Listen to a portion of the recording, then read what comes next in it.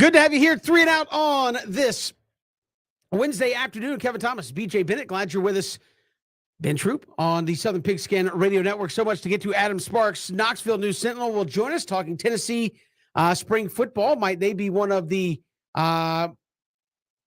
most improved teams from last year into 2022? We'll talk to him about that. We'll look at the quarterbacks there in the SEC as well. Also, Chaz Sutton, former South Carolina defensive lineman, set to join us. Jenkins High School product will join us. We'll look at South Carolina coming into spring, and they're expecting big things. Spencer Rattler in there at quarterback. And then top of the final hour, Kyle McDaniel, ESPN Baseball Insider. We'll look at the Atlanta Braves, obviously their late move to get Kenley Jansen and where this team sits heading into the 2022 season. But, fellas, good to have you along here on the show as we get spring practices all over the place in the Southeastern Conference. And BJ up on southernpigskin.com, you've got the spring power rankings where these teams sit heading into spring practices. Yeah, started out with the SEC East here, and I think it's going to be a division, guys, that's going to be really good. And look, we're in spring ball. Spring games are on the horizon. We can go ahead and start projecting, looking ahead, thinking about who's going to be,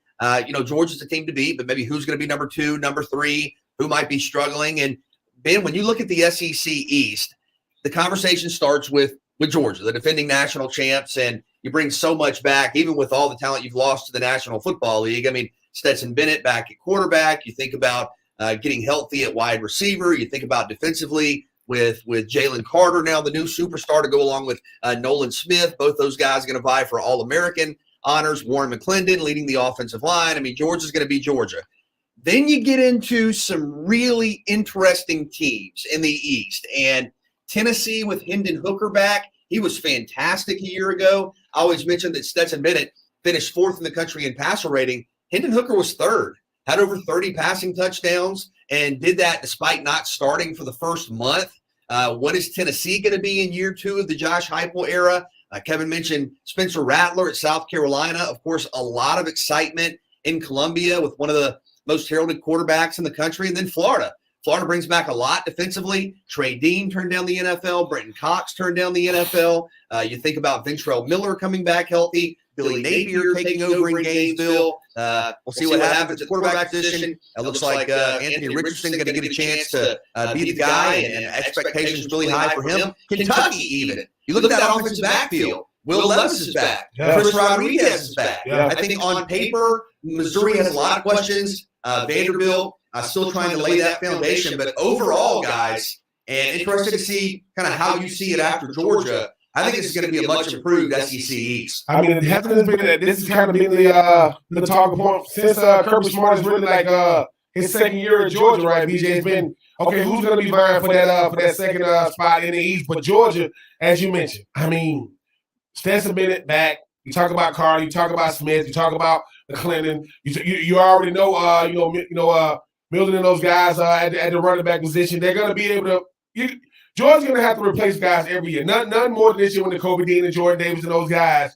But Georgia's still the beast of the East. I mean, they're on a different level. They're really national champs. Yeah. Yeah, and the thing is too, when you look around, when you look at Billy Napier, BJ, and what he's doing in Florida, he's kind of taking on that. Look, Georgia has a lot of coaches.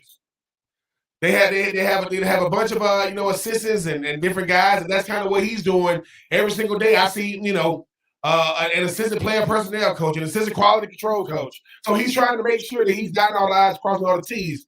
But BJ, I go back to Tennessee with Hendon Hooker. If they put him in from the opening ding and not kind of go through this carousel of quarterbacks, if they do that, yeah. And Hendon Hooker, I mean, when you talk about and I know we're going to get to the SEC East quarterbacks, Hendon Hooker might be that key component for that Tennessee team. But when you talk about Tennessee, you talk about Florida, South Carolina, Kentucky, Missouri, sound like a battle of the 6 and 6s to me. It was a bunch of 6 and 6 teams last year with obviously what Tennessee was able to do. But South Carolina, look, you bring in some big time talent, nothing bigger than Spencer Rattler. We'll see what he can do. Kentucky, BJ, you talk about bringing that stability at the running back position with Rodriguez, bringing back stability at the quarterback position with Will Levis. Missouri is always that head scratching, and Kevin, I think you said the best. Vanderbilt has a problem. Why? Because it's Vanderbilt. They have a problem with football. It's rough. I mean, now we was doing power rankings, as far as like GPAs on Vanderbilt at the top. But unfortunately, we're talking about football. Georgia is the barometer. That's who everybody's chasing. BJ, I really don't know. You talk about Tennessee, Florida, and I would say Kentucky maybe. Okay, well, let me ask you guys this. Let me phrase it like this. Again, as I have it right now, subject to change ahead of the fall, in the spring, Georgia, Tennessee, Florida, South Carolina, Kentucky, Missouri, Vanderbilt. If we all agree that Georgia's clearly the favorite, I think we all agree Missouri and Vanderbilt are the most questions right now. Tennessee, Florida, South Carolina, and Kentucky. Pick one. Who do you think is going to be the best? And we'll see where Ben leans. But out of Tennessee, Florida, South Carolina, and Kentucky, who do you like out of that kind of middle four? I mean, for my money, I think it's probably going to be South Carolina for me because I think what happens is, BJ, look, think about it. We were saying how was Beamer Ball going to look in the SEC? That's what everybody wanted to know. He won last year, and the guy that was throwing the football was on the coaching staff. He went from throwing. He went from giving plays to the quarterbacks on Monday to throwing as a quarterback on Tuesday, and he was able to get it done. I just think that Spencer Rattler brings something different to that South Carolina offense. I think that he's a guy who wants to boost his wants to boost his draft stock, 2 wants to change his reputation, and 3 wants to show that I can win big time football in one of the hardest conferences, in the hardest conference, in college football. So I love Hendon Hooker, but that Tennessee defense scares me. Florida, obviously, bias there when it comes to AR-15. Those guys, even though Emory Jones has moved on, but I got to see it to believe it.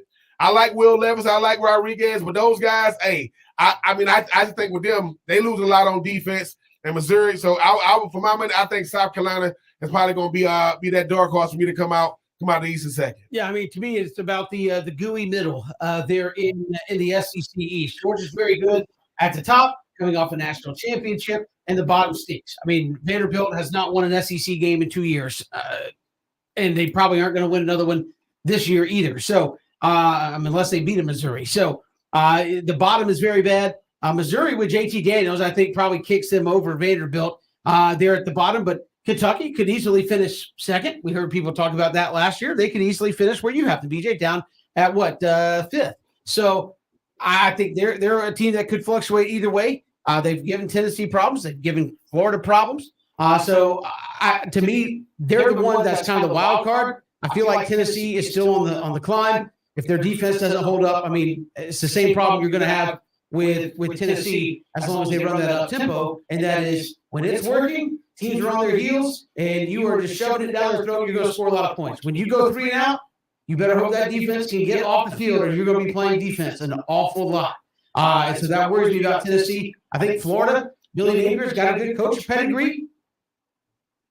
Saying you're second in the East may not mean a whole lot, considering it's Georgia and a huge gap to everybody else. But I think Tennessee, Florida, Kentucky, to me, battle it out. I think South Carolina, I think you're hoping for progression. I think they overachieved last year. I think they could very well wind up going 6-6 again and have a potential better team and maybe call a little lightning in the bottle last year. And Spencer Rattler, if you think you know how he's going to play, somebody tell me, because again, Spencer Rattler was benched at Oklahoma, and he's going up against better defenses week to week in the SEC than he saw week to week there at Oklahoma. So I would expect South Carolina, in my opinion, to be about the same. Yeah, for me, I think Tennessee is that clear number 2. And as you said, Kevin, yes, of course, Florida, South Carolina, Kentucky, all capable of vying for that spot, but I really like what Tennessee did last year offensively. In year 1 of the Josh Heupel era, they finished in the top 10 in the country in total offense and scoring offense. And I think when you talk about now having Hendon Hooker for a full season, him being the guy, obviously there being just a much better familiarity with the expectations, the offense and just the staff and the personnel.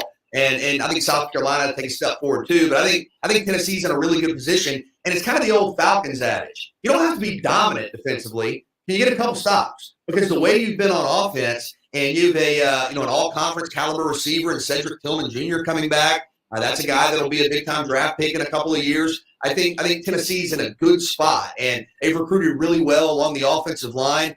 I know you mentioned Kentucky, maybe the X factor. For me, Ben, it might be Florida, because quietly, you may not have the superstar power that we're accustomed to seeing at Florida, but I really like the defense.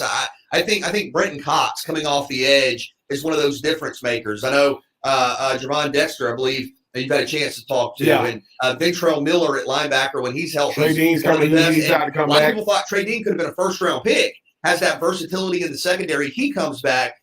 Really excited about the potential the offense has. Now, what's the kind of ideal Billy Napier offense? But Anthony Richardson, you have a number of running backs. DeMarcus Bowman, I think we're going to get to see more of him. Justin Shorter back at wide receiver. So I think Florida, I don't know if there'll be sort of an implementation lag, with the new coaching staff. And maybe will Florida be a different team at the end of the year than they are at the beginning of the year? But for me, Tennessee's the number 2. And I think Florida might be that X factor in the East. Hendon Hooker is very, very impressive. I mean, look at the year he had, starting week 4 and his stat line at the end of the year, he's going to be very, very good. But I do agree with something Kevin says. When that fast pace, when that up-tempo offense works, it is beautiful to watch. But when you go 3 and out, right, and that defense, your defense just came off the field, they got to go right back home. I think you're going to have a healthy balance of sometimes up tempo, sometimes slowing it down, just kind of dictate the pace. I do agree with Florida, BJ. I think it's going to be more run heavy on offense until you figure out who your playmakers are, because you're not going to just force the ball. You got the brother of C.J. Henderson, Xavier Henderson. They penciled in Justin Shorter, got a chance to speak with him. We'll see. I mean, that running game supposed to be taking the kind of being leading the way. You talk about Javon Dexter, you talk about Ventrell Miller, you talk about Trey Dean, those guys. They got to prove it, because you got a bunch of big names, but it wasn't really much to show for. When you look at last season, a lot of those guys having big time experience. I agree. I want to see who the real Spencer Rattler is. He won't get a number 3. Ain't gonna be no big time players like that. Only get one transfer. He's got to be one of the most fascinating players in the country for this fall. Sure, yeah, that's why I said it. Because again, there's a guy that got benched at Oklahoma, and he's going to face better defenses week to week in the SEC. I'm not saying he won't put up numbers. Mm-hmm. I'm not saying that. But what I am saying is this is a South Carolina team that I think caught a couple of wins late that people are like, oh man, you were talking about it earlier, BJ. Say, hey, the close win, close loss quotient, and how many of those can you flip? How many of those get flipped on you? I think South Carolina, to me, is still in that 6, maybe a 7th win kind of range, where they caught a couple of wins late. Maybe they don't catch some close wins this go round, and they finish right around that bowl eligibility mark. I don't know that, to me, Spencer Rattler just comes in and it's like, man, he just takes you to another level. Because on straight quarterbacking talent, maybe, but in the East, is he a top 3 quarterback in that division? Got some good quarterbacks. I'm asking. You got a guy that just won a national championship. I know people like to detract from him, saying, Stetson is not. He won a national championship. No, he won a national championship. Ain't many of those guys that are running around college football right now.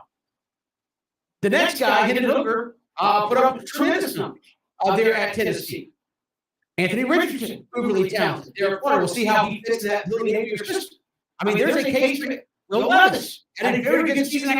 You could make an interesting case that he could be 5.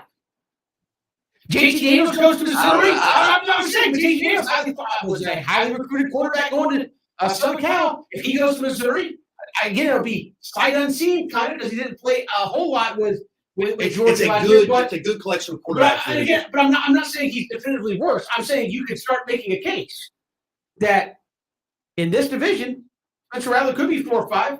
He could be 2. But it's not, to me, it's not just cut and dry. Oh, he's the second best quarterback in this division. So that being said, I don't think it's as simple as Spencer Rattler shows up in Columbia Bend and they win 10 games. I agree. I know BJ, every year, right? We get a curious case, and every single year in the SEC. Usually it's a running back that's not getting the love because he don't go to Alabama. Or it's a receiver not getting love because, he goes to Texas A&M and not LSU. Well, this year, Spencer Rattler, he shot everybody because we was thinking, all right, man, he's a Pac-12 guy. He's from Vegas or Arizona. He's going to go back out Pac-12. Nope. No, I'm going to come to the SEC. All right. Now, there's a young man by the name of Jamie Newman that wish he played for Georgia. Regardless of what could have happened, everybody thinks, where do I go to boost my stock? I go to the SEC. How do I know? There was a one Joe Burrow. What did it do for him? I'm not saying they finna go undefeated. I'm not saying that. I think that's what Spencer Rattler's thinking. Come to the SEC. Well, yeah. Have a huge year, bounce back. Reestablish yourself as a top draft pick. I think he's going to be fascinating. And think about this too. Who you think will be the SEC Media Days? I'll give you one guess. Okay. Spencer Rattler is coming to SEC Media Days. That validates the SEC when the quote #1 quarterback coming out coming out 2 or 3 years ago decides to go to Oklahoma, gets beat out. Now I want to come to the big bad SEC. We'll see what happens, Spencer, but you're gonna have to light it up because if he does not, all that stuff that they said at Oklahoma from his teammates and him not being a good leader, he's gonna have to win over a lot of people. Not just Styles, but his teammates as well. We'll come back a lot to look at there in the SEC East. Tennessee, of course. BJ has the number 2 right now in the SEC East. Where do they stand? Adam Sparks, Knoxville News Sentinel, joins us next here on 3 and Out, Southern Pigskin Radio Network. We're freaking out on ESPN Radio. They got Matt Corral potentially going to number 32. 103.7 is on the line. Presented by Walker Jones, South Georgia's automotive superstore and home of the lifetime warranty. Oh, that's right. The Lions get it because that's what they got. That's what they got from freaking LA. Ain't that crazy? The Lions are picking number 32 in the freaking first round, but it's not because they won the Super Bowl. It's because they traded for the Super Bowl. Reports that a man was outside with a gun. When Clayton County officers arrived, shots were fired, killing the man. AAA reports the average price of gas in the state is at $4.03 a gallon, down 24 cents from a week ago. Severe weather is tracking across the southeast for a third day in a row. Jennifer Pippa, Vice President of Disaster Programs at the American Red Cross, says donating money is one of the most significant ways people can help.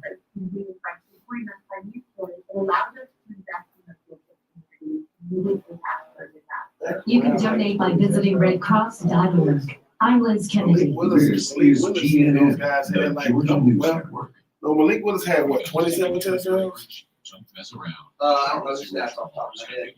Matt Corral had 3,300 yards. Fishing or just enjoying the day. Built with comfort-enhancing, productivity-boosting features like live ride suspension that take the ache out of acreage, massive rear drive tires for ultimate traction, and ultra-durable iron-forged cutting decks you can rely on for years to come. Pull through anything that dares get in your way. Toro. Count on it. Visit Toro.com/zero-turn to find yours. Each day, researchers make discoveries that bring us closer to the moment when all cancer patients can become survivors. Their progress is made possible with the help of clinical trials. Clinical trials are the brightest torch researchers have to light their way towards better treatments. And if you've been diagnosed with cancer, they may be your brightest ray of hope. Speak with your doctor and visit standuptocancer.org/clinical trials to learn more. Together, we can stand up.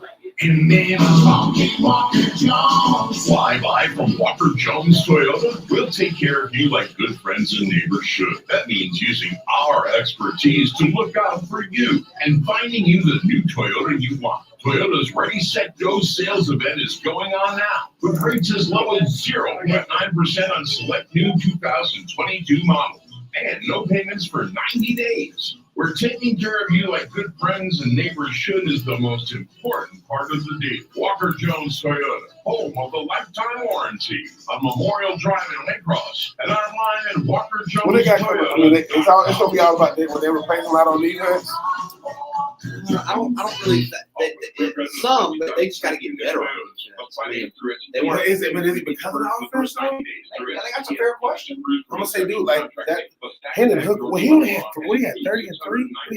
He was awesome. He had 30 touchdowns. Yes, and he had like I've heard the grass is always greener on the other side. If you're an athletic job and you want greener grass, well, My Computer Career can help. In months, not years, they can give you a new life as an IT pro. You learn from home by taking classes live online.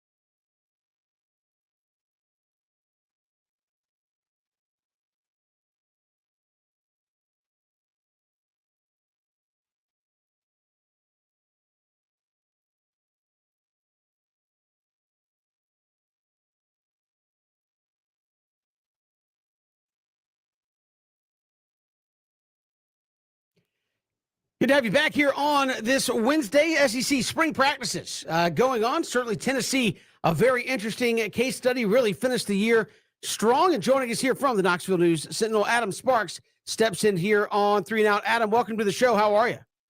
Real good. Good to be on. How's it going? Doing fantastic. And what is Tennessee trying to build on from a season ago? Obviously closed the season really well. What are they trying to build on here in spring?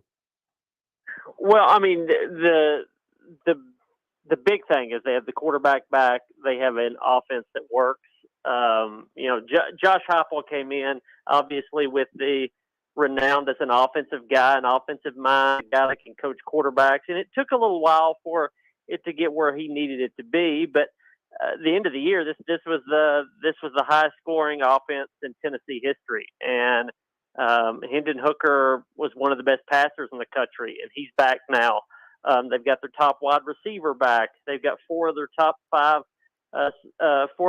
starters on the offensive line. So it looks like a team that's going to score a lot of points, just as it did last year. They've got some questions elsewhere, but they feel like they can take another half step forward at least, and they will have a manageable schedule. I think maybe a little better than last year. And when you look in the conference, Florida may be down a little bit for a while. There's other questions, I think, with teams in the East. Tennessee will play LSU this year. They've obviously got an adjustment period with Brian Kelly. So there will be wins to get. And in spring, they feel like they're just so much further ahead than they were last year when Heupel got in here. Basically had to revamp the whole team. Hendon Hooker last season, you're talking about 31 touchdown passes, 3 interceptions, I think over 600 yards rushing. Just how impressive was he a year ago, and what's the next level here that he can get to? Well, I think they would I'm sure they would say they want to be greedy and be better. I think what they were last year, they would be perfectly fine with Hooker. I mean, his whole thing was he was among the top guys in the country in terms of passing efficiency. He had the best, I think, touchdown interception ratio in the country. It was just really good decision making. Now, year 2, you're going to see adjustments to Josh Heupel's offense. SEC defenses usually are not fooled 2 years in a row. So you'll see an adjustment there. Because if Hooker continues to make good decisions with the ball, then that offense is going to be perfectly fine. They've just got to figure out a way to get that type of play on the other side of the ball. Yeah, Adam, even sticking with that, I mean, when you think about what they want to do on offense, I mean, they want to go fast and they want to play fast, run a lot of plays, and obviously Hendon Hooker, once he got into that offense, I mean, it fit like a glove. Does the style of offense that Tennessee plays hinder that defense because of the fact that, look, that defense got to be able to keep pace and give the offense more opportunities, but if the offense is scoring they're scoring a bunch of points and really, really quickly, how well could that defense adjust to that?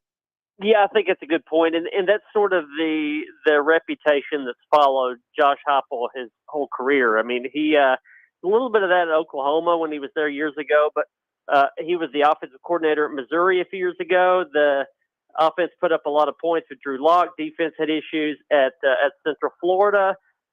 Same story. And it's kind of followed him here. I mean, yeah, when you're running that kind of tempo, and they were the fastest in the country, most plays per minute of any team in the country.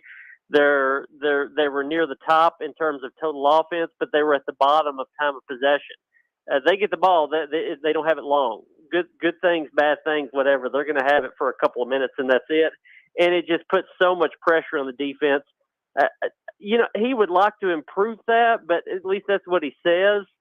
I don't know that I even buy that. I think they know what they're going to have to do on defense, and that's just sort of manage what they can with their time. And they need more of a pass rush.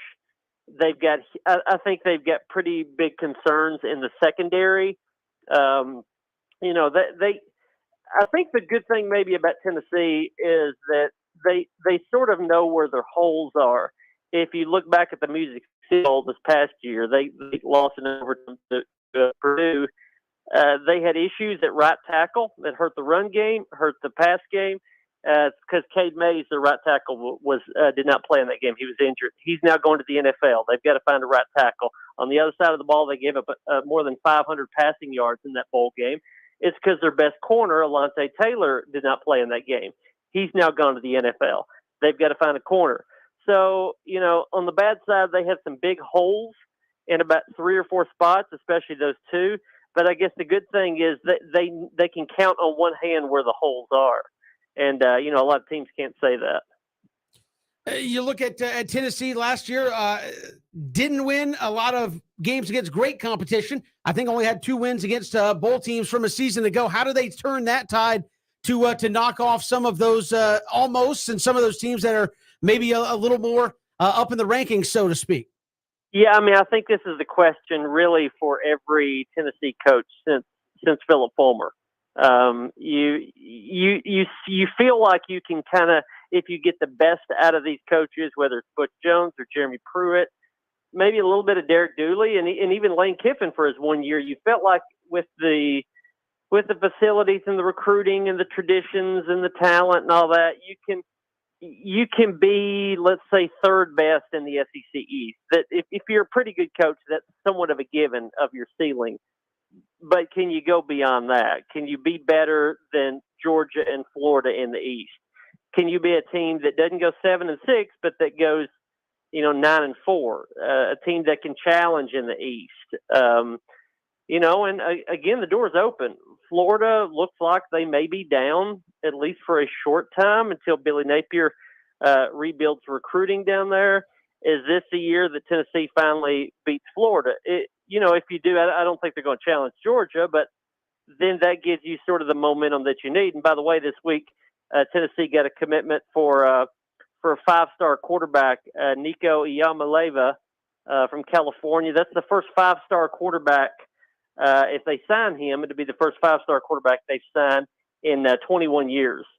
So there's sort of good vibes they're going, but that door doesn't open for long. You've got to seize it. And this is a team I feel like they can do better than 7-6.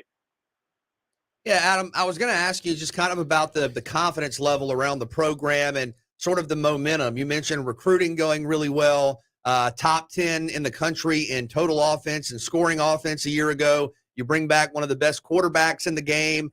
I mean, is this a program that feels like it's not only on the right track, but making notable progress?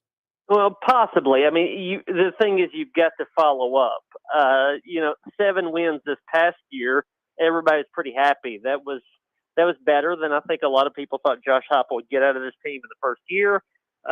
But winning 7 games next year won't be good enough. And again, one difference that Tennessee coaches always face from year 1 to year 2 is year 1 you get a pat on the back, and year 2 you get sort of a pat on the backside and say we need more. And I think that's a different kind of pressure that Josh Heupel is going to face this year. There are going to be some expectations to sort of take that next step. And the vibes are good right now. Like I said, they just got a 5-star quarterback. They do have an offense. I think that's something that they were somewhat lacking with Jeremy Pruitt, is that they didn't have an identity. I think Tennessee fans want winning, but I think they also want an identity. They want to know that they're really good at one thing, and that there's one thing they can do that opponents will fear or be concerned about. And Jeremy Pruitt just didn't have that. It was supposed to be defense. It never really was. It was supposed to be a physical style. It never really was. Josh Heupel has offense, and there's no doubt about that. They can score on anybody. And that's at least, I think, put some confidence in the fan base, more so than they've had for the last couple of coaches.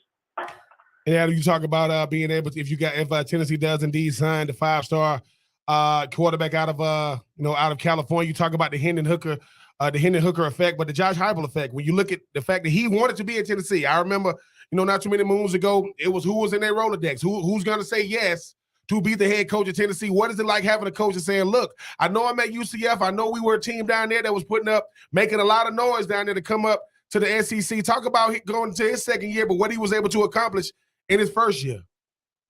Well, I mean, again, momentum and confidence and identity, but this was getting a 5-star quarterback was a little bit of a surprise. Now, we're in the era of NIL, and it looks like NIL had a lot to do with this, but You've got to get those type of players if you're going to take another step up. And Josh Heupel again was known for coaching really good offense. He was known for developing quarterbacks, but Josh Heupel had he's never signed a 5-star quarterback. Oklahoma, Missouri, Central Florida, everywhere he's been, he's gotten 3-star and a whole lot of 4-star quarterbacks and developed them into 5-star type players. He's never really had a talent like the one he's going to have if this kid does in fact sign. So it'll be interesting, the pairing of a guy with a great offensive mind with a talent that he just has not had at that position before. It at least gives you the potential that this team and this offense especially can take another step. Adam Sparks, Knoxville News Sentinel, our guest here on 3 Now. Adam, appreciate the time. Thanks so much. Thanks, guys. Y'all have a good one. Appreciate it. Adam Sparks joining us here on 3 and Out. And guys, you look at Tennessee, obviously, as he said, an exciting offense. Last year, though, still 0-3 against the big three, Florida, Georgia, Alabama. Of course, Georgia and Alabama right now, 1 and 2 in the country. It kind of is what it is. But you can't beat Florida. I mean, you just haven't been able to. But I think once in the last, 16, 17 years, they've been able to beat Florida, have not been able to do that. But part of what he says is true. Look at this schedule coming up. There's 5. First half is brutal. I'm saying, well, I mean, you look at the schedule. There's 5 wins just for them rolling out of bed, right? Like they're better than Ball State, Akron, UT Martin, probably Vanderbilt, and Missouri. Just roll out the footballs. They're better talent-wise. The rest of it, though, is how do you get over? You got to go to Baton Rouge to play LSU in a crossover. Obviously, Florida, Georgia, Alabama is always still going to be hanging out there as well. And then you look at the toss-ups, Kentucky, potentially South Carolina, and that's determines how your season's going to go. Yeah, I just think that first half of the schedule, wow, you want to try to get some wins. I mean, Ball State in the opener, then you have at Pitt, who beat you a year ago, the defending ACC champs, Akron, then Florida, at LSU, and Alabama in consecutive weeks. So, but to your point, if you can get off to a good start, I think at the finish of the schedule, second half, there are wins. Weak, there are wins there. But for me right now, Ben, Tennessee, second best team in the East. If Tennessee can find a way to play complementary defense, as we mentioned, you don't have to be the best defense in the conference. You just can't be near the bottom of defense in the conference. You got a chance to be really, really good. Hendon Hooker proves to be that guy, only going to get more comfortable and better in the second year in that system. But if you don't got complementary defense to go, these teams, the games are going to be, oh man, we score 40, but they score 41, or we score 36, they score 38. And that's usually how the games will go. But if they can get some complementary defense with a nice quarterback like Hendon Hooker, I mean, 31-3, that ain't nothing to shop at. I mean, the young man was, and that's starting game 4 and doing that. Tennessee got a shot to make some noise, but like you say, going to LSU, Alabama, Georgia, trying to get over that hump with Florida, have to see it to believe it. We got more to come here. It is 3 and Out all across the Southern Pigskin Radio Network.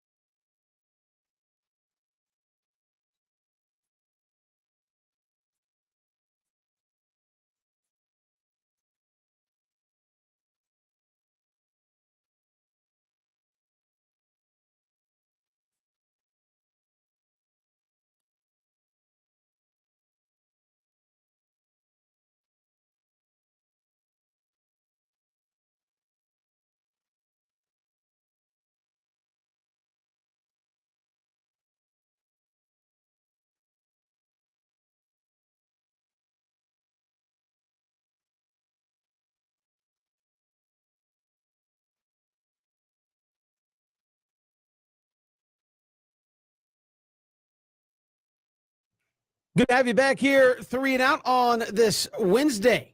Glad you're making us a part of your day. Still plenty to come on the show. We'll chat with Chaz Sutton, former Jenkins Warrior and South Carolina defensive lineman. We'll talk about South Carolina. Also, Kylie McDaniel, ESPN baseball insider, will join us, and we'll talk some Braves baseball with him. But we were just talking SEC, and back in the start of the show, obviously Georgia is the team to try to track down. How good are the quarterbacks, though? When we kind of compared it in, like, hey, Spencer Rattler has come into this thing. All of a sudden, JT Daniels potentially rumored to go from Georgia to Missouri. The SEC East could be pretty good in quarterback play. It's a really good group. And talking with Adam Sparks about Hendon Hooker, I mean, year one as a starter, the former Virginia Tech quarterback, year one as a starter at Tennessee, I should say, not even in the lineup for a full season, and finished third in the nation in passer rating, and Tennessee was top 10 in offense. And you saw what he was able to do. Really nice touch on downfield throws. Also had close to 700 rushing yards. Stetson Bennett, I mean, what a resume. National champion winning quarterback, MVP of the title game, MVP of the semifinal game. He finished fourth in the country in passer rating. So last year, two of the top four quarterbacks in the country in terms of efficiency were in the SEC East, and they're both back in Hendon Hooker and Stetson Bennett. And then you add Spencer Rattler, who's been an All-American candidate and was talked about, at least at one point, as being a future top 3, top 5 pick. I think Rattler's going to do a nice job. And his former teammate, still his teammate, Austin Stogner, tight end, followed him from Oklahoma to South Carolina. He was an all Big 12 tight end. So you'll have some familiarity there. I think Rattler's going to be really productive. As we mentioned, might be the most fascinating player in the country, just in terms of he's high profile, new spot, now in a new conference. Anthony Richardson, you love what you saw in spurts a year ago. I mean, had some huge plays. I mean, some of the top highlights, both throwing and running the football in all of college football last year, were from Richardson. Now you have to make that transition to being the guy doing it week to week. Kevin, you mentioned Will Levis. He's been very productive, done a good job. Yeah. I mean, he's being talked about, one of the better quarterbacks in the country with some experience. I think you look at Brady Cook at Missouri. If JT Daniels comes in, he's going to be the guy. Mike Wright took over last year at Vanderbilt, did a nice job, showed some things. But I think you start with Hendon Hooker and Stetson Bennett. Spencer Rattler comes in, and really interested to see what Anthony Richardson's going to do. A lot of variety, a lot of talent. I think when you think about what the SEC lacks as far as like team success, not named Georgia, they make up for it in like quarterback efficiency. I mean, BJ, you talk about the fact, I think the leader of the bunch is Stetson Bennett. I am the defending national champion. I am the national champion MVP. No doubt about it. I am the lowest recruited guy on this list. That lets you know that development is everything in college. It is everything. You know what's second? Fit. You don't believe me? Hendon Hooker. Hendon Hooker might be in the best fit. 31 touchdowns, 3 picks. He's in the best fit. He's the best fit for the as far as like the program that he's in. When you think about a guy that can go out there and light up, I think Spencer Rattler. What else are they going to do on offense in South Carolina? What? Listen, we're going to be conservative. Kevin Harris is off to the NFL draft. Absolutely, but I think a guy like Spencer Rattler is this. Spencer Rattler is showing okay, and I'm just using him as a barometer. Jamie Newman was supposed to be. He was in that quarterback carousel. BJ at one point it was Jamie Newman, Stetson Bennett, then JT Daniels. Jamie Newman never played. Never seen or heard from Jamie Newman again because, I mean, if you do wrong by Georgia, they calling Kirby Smart. He's not going to be flattering on the phone. But I will say this, when I'm looking at the SEC top to bottom, taking nothing away from Mike Wright, Will Levis gave pretty good numbers last year. I mean, you got a passing game in Kentucky when we used to have in the running game. You talk about a guy like Brady Cook. Brady Cook is going to know what it's like to be a Stetson Bennett. Not in a sense of success, but I am sick of hearing about JT. I don't understand this JT Daniels love. I do not get it. Everybody seems to love JT Daniels. He's the biggest shoulda, coulda, woulda, if he get out there player I ever seen in my life. But that's we'll see what he does. Anthony Richardson, the biggest question mark on here. Why? Because you mentioned it, BJ. In spurts, when he was robbing, he was the truth. When he became Batman, it was a little bit different. Why? Who was his first start? Georgia. Think about that, ladies and gentlemen. I get the start. Who you starting against? Georgia. That go Jordan Davis. That go N'Kobe Dean. Wide. So on and so forth. When it was time I said, what's going to happen when he just got to play the game? It ain't these highlight reels. It ain't USF, right? It ain't these first games. But guess what? Opening it, BJ, you talking about opening day games or these schedules, Utah, first game of the year. You going to learn a lot. That's right. That's a heck of a challenge. About Anthony Richardson, because Utah they run the football on offense and they play big-time defense. But I think all these guys are really, really good. I think Stetson Bennett is showing that, look, if you get the right team around these guys, you can go out there and have big-time success. I think when you look at a guy like Hendon Hooker, if you got to trust the guy that – because Hendon Hooker came over there before he knew that Coach Hype was even going to be there, and obviously he still fit that system. That is hard to do. Mike Wright, may God help you. I mean, because it's Vanderbilt. I mean, what can you do? Will Levis, big-time player.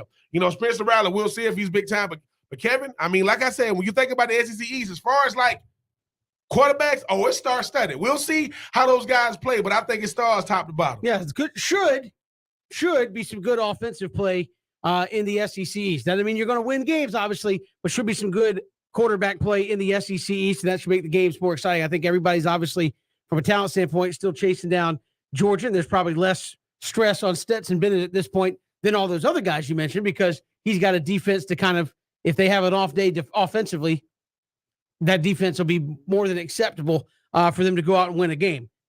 If Anthony Richardson has an off day, if Hendon Hooker has an off day, that's what we were just talking about with Tennessee. Hendon Hooker has an off day. That offense has an off day. I don't know they can win games. Right? I think a situation might be a little bit different at Florida.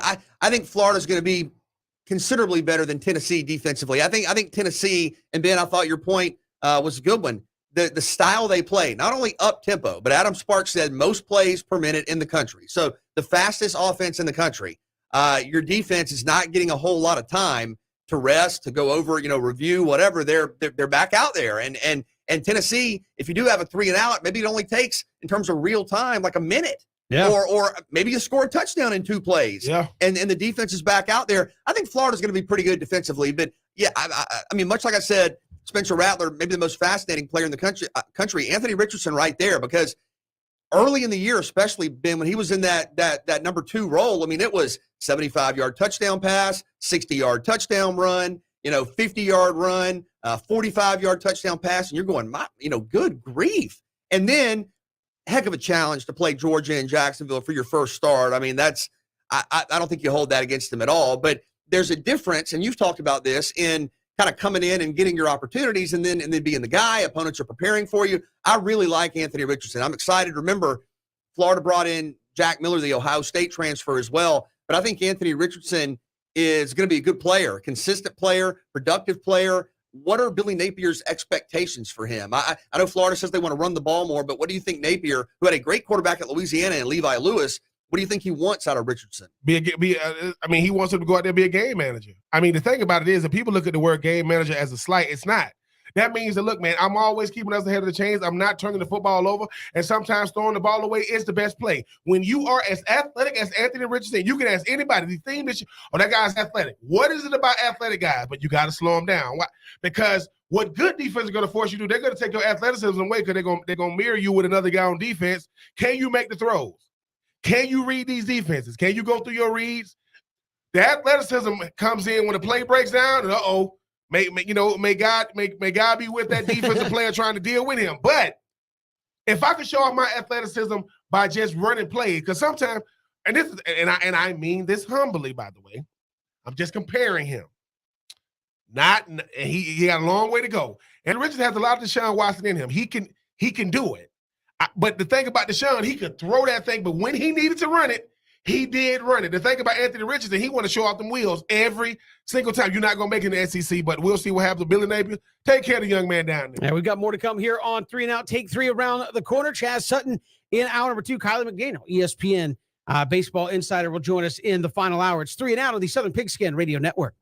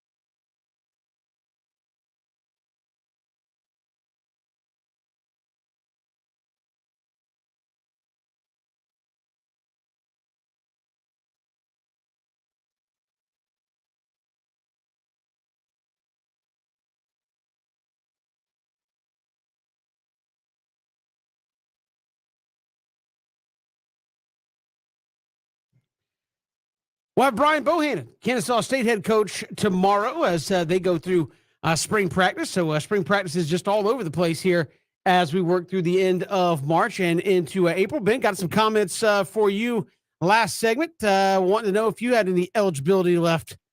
You got anything left in the tank, Ben? Yeah, I just filled up some gas when I was on my way to work. Oh, you talking about? No, that's I mean, not a quarterback. Somebody owes me $100 because they said they could throw the football 70 yards. No, I said 60, and I'm still gonna do that. No, nothing left in the tank for me. No USFL, no college, no nothing. But Steven, I do appreciate the love, but no. I mean, unless I'm finna go out there and I'm pull a hand because we're gonna run the nope, not doing it. But I mean, shout out to last time we were playing we were playing adult league football, old man football. I mean, Christian was shutting you down. I mean, he's saying it. I mean, number one, why did you throw that pass? Like, why did you throw it?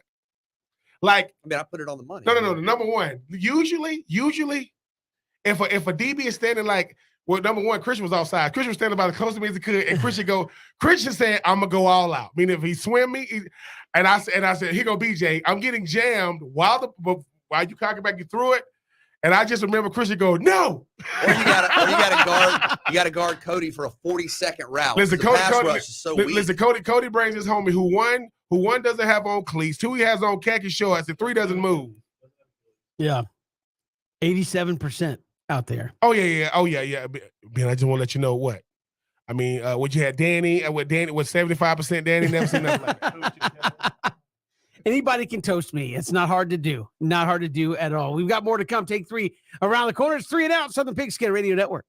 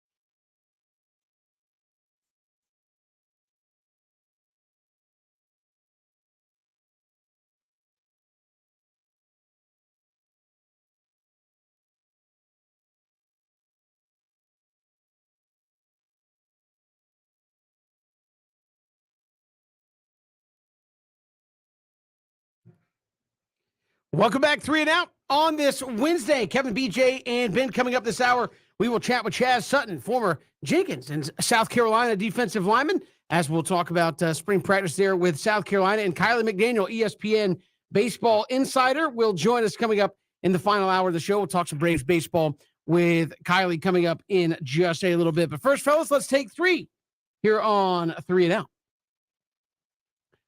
All right, take 1. How much better will Tyreek Hill make the Dolphins after he was traded to Miami for a boatload of draft picks? You know what? 5 picks, including a first-round pick, and then I think Hill got $120 million deal. Give me my money. I think over $70 million guaranteed. But I think if you're Tua, you feel pretty good about what you're working with here. You already had Jaylen Waddle. Yep. Now you pair Waddle with Hill. Yep. And you have Gesicki out of Penn State at tight end. Devontae Parker still there out of Louisville. I mean, you have an offense, and I think Tua is going to be a great pro. I know injuries probably debuted at the professional level before he was maybe physically ready. When you look at the injury history and jumping into the lineup, but I think Tua is going to be productive, going to be proficient. He has the players there. I mean, Hill's one of those guys. You don't necessarily have to. I mean, he can certainly run a downfield, but you can run a slip screen and he can take it 50, 55, 60 yards. So. Maybe the most explosive wide receiver in the league. Miami, I mean, you look at that division, Buffalo is incredible. New England Josh Allen is still New England. Mac Jones. And now you're talking about Tua with playmakers. So big trade today. And I think if you're Tua and you're talking about Waddle and Hill and then Gesicki, and wow, that's quite the group. They much better. They when you think about what a guy like Tyreek Hill, I give you one number, 56. That's how many touchdowns he's accounted for since 2016. That's a lot of production. I give you another number, 20. That's touchdowns 50 yards or more. 50. He has 20 50-plus yard touchdowns. Who's number 2? That'll be Derrick Henry at 13. I just think that when you think about what a guy like Tyreek Hill takes the top off of any defense because he scares you to death. BJ, you just mentioned it. Just get the ball in his hands. The mere fact that his celebration happens during the play, he throws up the deuces while he's running away from you. Talk about Jaylen Waddle. Arguably, I mean, definitely the most explosive, I think receiver last year coming out in the draft and was able to get better from his injury and things of that nature. They are believing in Tua right now. And this is what I always say. When people go, they gave up a lot for him. Did they? They value proven production over development of players. That is what draft picks are. Give me Tyreek Hill. Tyreek is 2 people on the field. You can put him at running back and you can give him the rock, or you can throw it to him in the slot, or like you said, BJ, a quick screen. He's going to make everybody on the team better because he makes the defense scared to death. So, hey, man, it's good because that division is going to be rough, especially with the smidge below 6'5" Josh Allen and Mac Jones coming off a rookie season the way he was very, very good. That division is going to be tough, but the good part about it is you get to play the Jets twice, so you will get a chance to pad your stats. Moving on.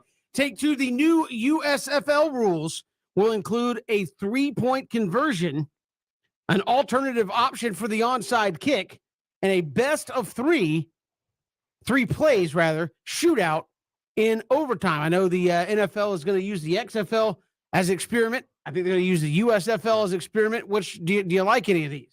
I think the most intriguing one is the overtime situation because we discussed it in the playoffs. I am not a fan of a potential overtime scenario where only one team gets the ball based on a coin flip. Now, I understand you can get the stop, you can force a field goal, you can force a turnover, but in theory, there is a scenario where you don't get the chance to play offense because you lose a coin flip. And I don't like that in the National Football League. I don't know if the National Football League sees long-term viability in like a college type thing where it's just score back and forth, and you have a 9 overtime game or something like that. So I think I'm at least intrigued by the idea of this best of 3 play situation. The onside kick thing, you attempt like a 4th and 15 or whatever. I don't know. 3-point conversion. I mean, that sounds a whole lot like a field goal. I get that. You're a few more yards back. But I don't know. Not a huge fan of that. But I'm interested and open to the idea of changing something up in overtime. I love them all. This gets away from the fact that this ain't the NFL. I don't want to hear it. It's not supposed to be. It's a USFL. What makes every league unique is the rules they have. Every league is made up of the rules that they have. That's what makes them unique. MLB, the rules y'all have is awful. Some of these rules are awful. Bigger plays, I got to get bigger bases and all this nonsense. I'm just happy the baseball is back. But three-point conversions, I like it. I like it because it gives other guys opportunities to be able to have plays called for them, and it extends the game. It's a fun play. An alternative option for the onside kick. All right, let's see what those options are. 3-play shootout in overtime. I know BJ loved that. Now, for everybody that has something to say about the whole overtime thing in the National Football League, the same team that benefited one week lost because of it the next week. That would be Kansas City. I just think that when you think about something like the USFL, the first thing you're thinking is, how do we stand out? How do we make every play matter? This is how every play matters right here. So I'm happy for it. I'm looking to see. I'm very, very intrigued to see how you go out there and do some of these plays. And like you said, Kevin, for a league like the NFL that, hey man, the XFL, USFL, it ain't NFL. Y'all show us hell be stealing, and y'all don't even try to hide it. So USFL try to help that competition committee in the National Football League a little bit. Yeah, 3-point conversion would be interesting. I don't really know why you need it. The alternate for onside kick, I think anything that gives more of a chance for that to happen is a good thing. I think with the rules of you got to have the same number of guys on each side of the kicker, and you can't, wedge block in the name of safety. That took the chances of you actually getting it way, way down. Best of 3 plays in overtime. This is football, not football. This is not a shootout in soccer. This is football Americano. No, I'm not doing a 3-play shootout from, I'm assuming, like the 2-yard line and see how we get. No, play it straight up. That's all I'm saying. Same with the stupid ghost runner in baseball that they're bringing back. Apparently, play it straight up. I don't want to lose because you got a runner on second base and you happen to get a bloop hit. Play it straight up. Like that's, and the same we said for both teams. I guess it's just that's not the way you play baseball. I don't want to decide a game because we're running a best of 3 soccer style shootout, because it's not to make the game more exciting. It's to do what? Get the game over. The end. Moving along. You heard him. Speaking of getting it over. Uh-oh. Vanderbilt made a new logo. Thoughts? Yeah. Not a whole lot. That's why I hope they didn't pay somebody a lot. You're going to put it up on the, I'm going to try to find feed. it. Yeah. I've always liked Vanderbilt's uniforms. I know every once in a while we get into the, who has the best uniforms in the SEC or college football. I like the black and gold. And I've always liked the logo. You were black and gold in high school. I was not black and gold. And I think is that it right there? Yes, that's the new one. And then I like the one that had the star, right? I mean, I thought it was kind of a classic, identifiable. It's like the star. It's Vanderbilt, and it was something that looked good on the helmet. And I thought it was just a recognizable brand. And now it's like the V's just kind of generic. There's no star with the Commodores or logo or anything. It's just the V, and the V's like gradient, right, where it kind of has sort of a mixture, or sort of goes. Is that Villanova? Darker, right? I mean, I think Christian said the other day it looked like a casino logo or something that, or like a hotel logo, where it's like in the past you had the V and the star. And I understand you didn't see that, and Kevin, you were joking earlier. I mean, now that I look at it, it kind of looks like the Roman numeral 5, which is the most football wins they're going to get ever. So, oh my, well, talk to them, and there you go. But what I was saying is, earlier in the show meeting, you were mentioning, well, it's not like the logo meant 10 wins or anything. No, I get that, but at least it was the V and the star, and it looked good. I liked it. I thought it looked good. Now it's like.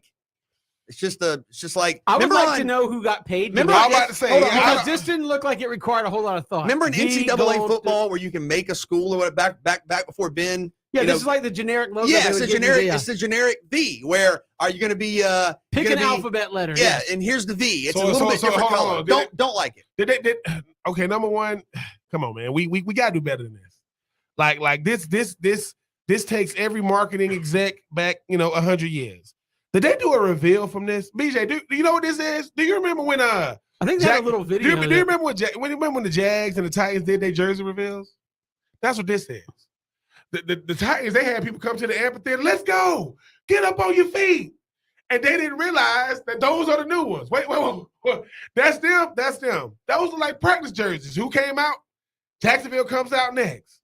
I have a white jersey with black numbers. What? Yeah. This is beautiful. Kind of a similar This thing. This is what it is, though. Even Vanderbilt is trying to get into the marketing thing. Hey, man, let's get some juice back in Nashville. No, this ain't it. They said they filled up the juice got squeezed out of They filled up a room full of student athletes. I got something for y'all. Play it, and then somebody dun, dun, dun, and then it comes out of place. They're like, what is it? How you guys like new logo? We got a new logo? That's it. What is that? That's a fee. That looks like somebody making a muscle with no hands on I don't know. I just think that for me, this is when doing too much goes wrong. This doing too much, they did nothing. That's what I'm saying. Like you did all this. They made the V less distinctive and they took the star away. Let's take a V, make it gold. We checked all the boxes. There's a V, it's gold. Give me my money. What's the explanation for this? Here you go. All right, go ahead. You said it, we had to unveil it right now. Unveil it. And then they pull it, they do a little drum. Boom, and if y'all seen it on the helmet, like it's on the helmet, I guess spring ball, and it's like, at least in the past, the logo was bigger. So you had the star, the circle, whatever, and it now it's just like a little V on a helmet. It's like it doesn't look very, very striking. It doesn't take up much of the helmet. That's a gold Villanova V. That's what that is. I don't care what nobody says. That's Villanova. But if you have kind of a little logo on the helmet, sometimes it doesn't really look.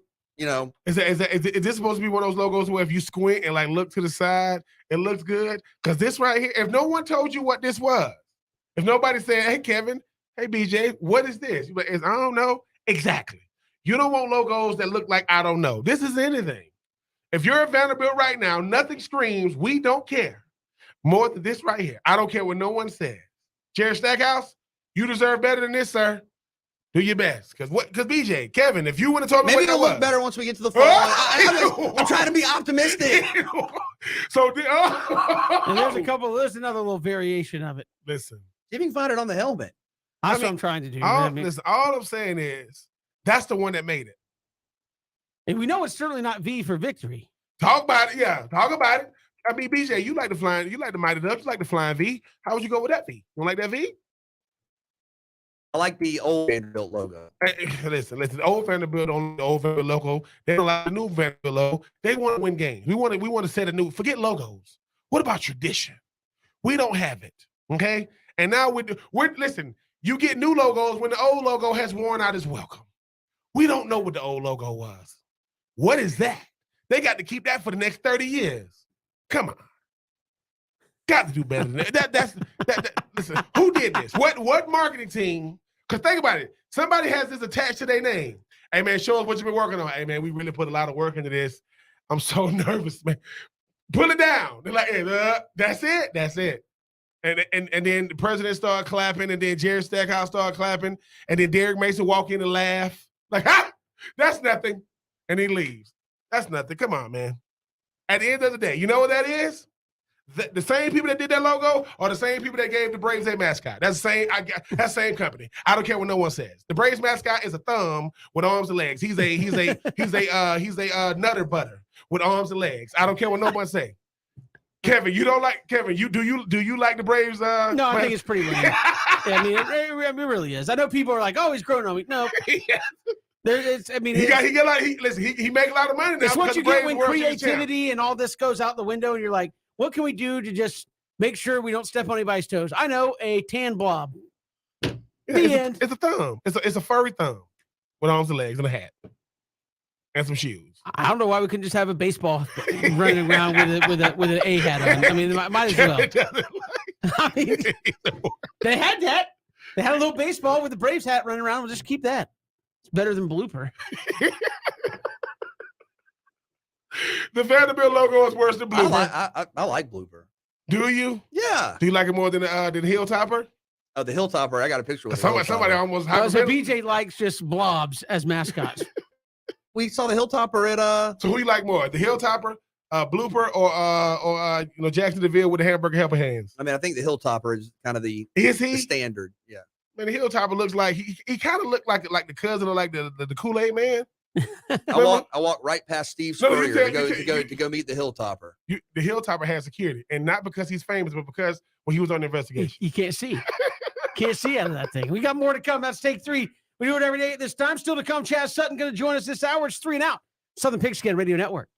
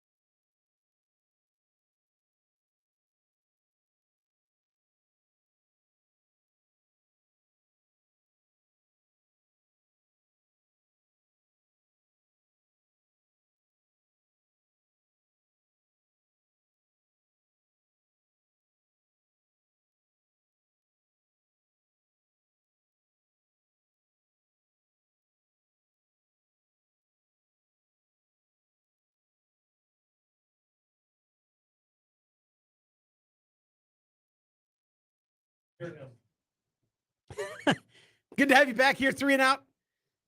Christian just dropping some knowledge about Nick Saban owning in Mercedes-Benz Stadium, more so than even the Atlanta Falcons. He said Nick Saban had 2 wins in Mercedes-Benz last year. The Falcons had 1.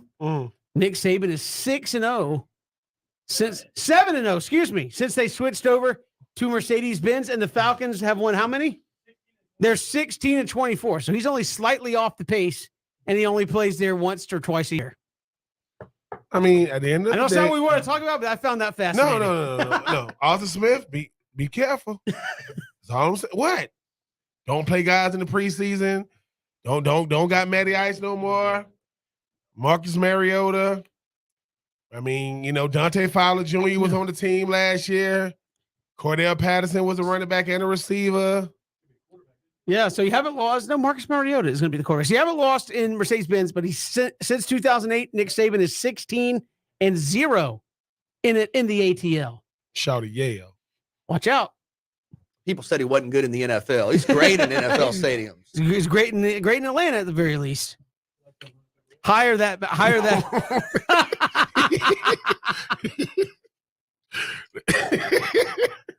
Listen, you know what? Listen, the fact that I do exactly what Christian was talking about, I need to find something to do with my life. But I will say, Kevin, I know we just throw it out there. Would you be in favor of, old St. Nick, leaving Alabama, coming to the ATL?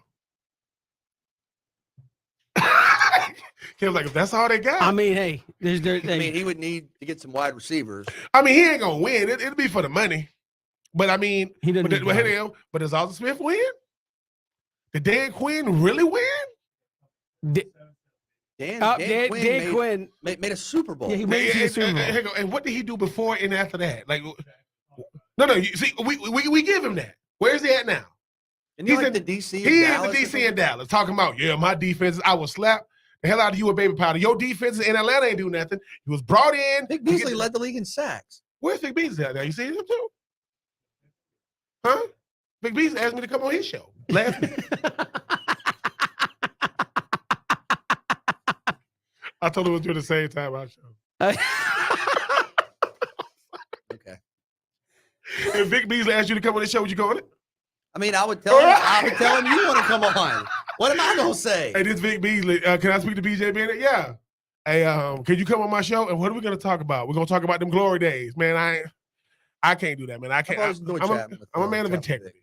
What would you tell Vic Beasley if he came on the show and he started talking about he was balling? He led the league in sacks. What are you talking about? No, I didn't say he balled 1 year. I'm saying balling. Okay. He led the league in sacks. I don't know why people look. Did he have a 15-year career? No. Did he lead the league in sacks? He did. Yes. I'm just saying, if he asked you to come on this show and he said, I want you to talk, all we talk about on the show is how I was a beast. That's all we do on the show. Would you go on and talk to him about being a beast? Where is this coming from? Did he ask you to come on a show? I mean, he did. But I mean, my phone, I think I was in a bad area. Did Austin Hooper ask you to come on his show? If Austin Hooper asked me to come on his show, we gonna get it in. We gonna. You remember when Austin Hooper got mad at Ben? Wait, no. I said Austin Hooper gets single coverage every play because he had Julio and he had Roddy White. After that, he go to Pro Bowl. Then he signed a contract extension. You're welcome. What I do to Austin Hooper? Now he's in Cleveland, and now he get to play with Deshaun. I mean, don't make me get Derek Abney on it. I mean, if we're talking about bringing guests on and go, I mean, are we talking about Derek Abney has a show? Are we talking about getting game plans? Because that's what that show gonna be about. I was the SEC player of the week. No. You were on the SEC highlight of the week. You were on the SEC highlight of the week. Listen. That's when the term. That's when it got birthed because I was like, oh, there go Derek Abney. Oh, out of there. It's all good. Don't have sliding into the bench. Listen. I got knocked out. Listen, but I also got knocked out against arguably the greatest SEC special teams player of all time. He was nice. Y'all didn't have to go searching though the web though. No, it was amazing. We were looking up. I think what was this? A couple years ago, we were bringing on Derek Abney to talk. I think Kentucky, Florida, and we were just looking up old highlights. And he had he had something crazy like 10 returns for a touchdown in his career. A touchdown, punt return touchdown and a freaking Yes, kickoff so we're touchdown. watching some highlights. And Obviously, their scheme worked very well. Derek Abney played, Derek late Abney. 90s, early 2000s at Yes. Kentucky and was an All-American return specialist. And we're watching, and we go, what number was that guy on the edge that just got They decleated? just got annihilated. Was that when you were 84? What year was that? Were you 86 your first year? 80? I was 86 with the Titans. Okay, so it was 84. It was two guys. No, two guys waiting for. I don't think so. No, I'm pretty sure there was just one guy. It was the other guy. There was just one guy waiting for. You can't have two guys win 84 on offense. I mean, can I ask this just for everybody? Like, what's it like getting blocked like that? I mean, that just lets you know that my contribution to the game was really pivotal. That's not what I'm just saying. Like, did you know, like, it was about to when go you down? about to get hit really, really hard in football, everything gets quiet. You can't hear anything. You're like, what happened to the crowd? And then all of a sudden, you're like, what is this? Is this a tunnel? And you see this little light. And all of a sudden, boom, you just out of there. And then when you come to and some of your teammates go, you all right? And the other teammates are pointing with their hand, laughing at you. It's all good. I mean, it happens to the best of us. I've gotten hit so hard to where, I couldn't feel one side of my face for like 2 or 3 days. That was against Mississippi State. I mean, that's scary. That was my first touchdown in college. I got hit so hard I couldn't feel anything. So welcome to the SEC. Well, thanks for bringing it up, though. Thanks for bringing up the fact I want to talk about spring practice. We're all about bringing up fun. Yeah. Did you ever get laid out in spring practice? That's not what I want to ask. I've got laid out in spring practice. We ain't gonna talk about that day because I mean, I thought guys kind of do you constantly is it constantly full go in spring practice? Yeah. That's the only time really that the ones and the twos, offense and defense, really go up against each other. That's the one time you really get to see just how far you come from the previous year. And unfortunately, you kind of get to see what your role is going to be on the team. Because if you think that the fall going to be anything different than the spring, no. So guys, as you look at them depth chart, they be like, hey, man, why my name so far down the Let me depth ask you chart? this real quick because we've seen a lot of, first-year head coaches. There's always extra hype around spring ball, like Georgia Southern right now going through it with Clay Helton. How much when you have a new system, when you have a new scheme, when you have a new coaching staff or a largely new coaching staff, can you get a real grasp for everything in spring, or is it just kind of a step in that direction? It's a clean slate is what it really is. When you get a new coach, right, no matter what you were with the previous regime, that doesn't really matter because you're going to a new coaching staff, a new scheme on offense, defense, and special teams, and you got to be able to develop trust in that new head coach. Your position coach is going to lie for you because that's the person that spends the most time with you, so they got your best interest in mind. But that's why I keep going back to a guy like Hendon Hooker to be able to pick up a scheme that he wasn't even involved with, during the regular season. I mean, the previous year to pick it up is great. So, excuse me. When you think about the spring, for me, it's when you really go to go. We call it the proving grounds. I'm telling y'all, the scariest time of your life is this. When coaches say, all right, when coaches says, I don't want to hear any more excuses. You're going to get a real shot. And they put you in there and they throw you the ball. When the coach say, throw it to him. What? But throw it to him. You drop it. And coach will look at you like this. And when the coach looks at you and says, quote, don't come back up in my office anymore. I don't want to hear anything else about coach don't like me. Tell your parents to stop calling me. It's crazy. But spring is the place to where you separate the timid from the guys that's gonna be out there because everybody thinks they can do it. But the thing is, there are no friends in spring though. My roommates used to be DNs, linebackers. In the spring, hey, bro, I'm coming at you today because can't but 11 play at a time. And like I said, if you're not in the good graces of the coaches and on the number 1 and number 2 on the depth chart coming out of the spring, it is going to be a long summer and fall for you because I don't think you're gonna fit into that game plan come fall time. We've got more to come here at 3 and Out. Chaz Sutton going to join us when we return. Former Jenkins, South Carolina defensive lineman joins us next here on 3 and Out.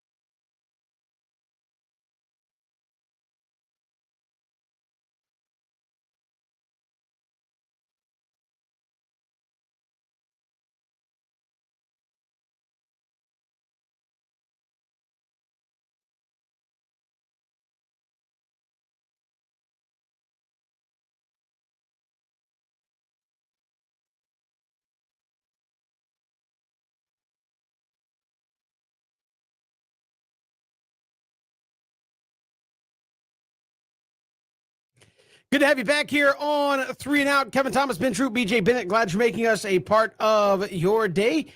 So we talked about spring practices all across the South and the SEC. No different. South Carolina coming off a better than expected season a year ago, looking to build across or off of that momentum with Shane Beamer at the helm. And joining us here, former Jenkins High Warrior and South Carolina Gamecock defensive lineman Chaz Sutton joins us. Chaz, welcome to the show. How are you? Doing good. How about yourself, guys? Glad to be a part of the show this afternoon. Hey, we appreciate you coming on and joining us. Talk about this time coming off a season that was kind of maybe better than expected by a lot of South Carolina folks. Well, how does that momentum carry over when you get back out there and start spring practice? Well, last season I was very optimistic.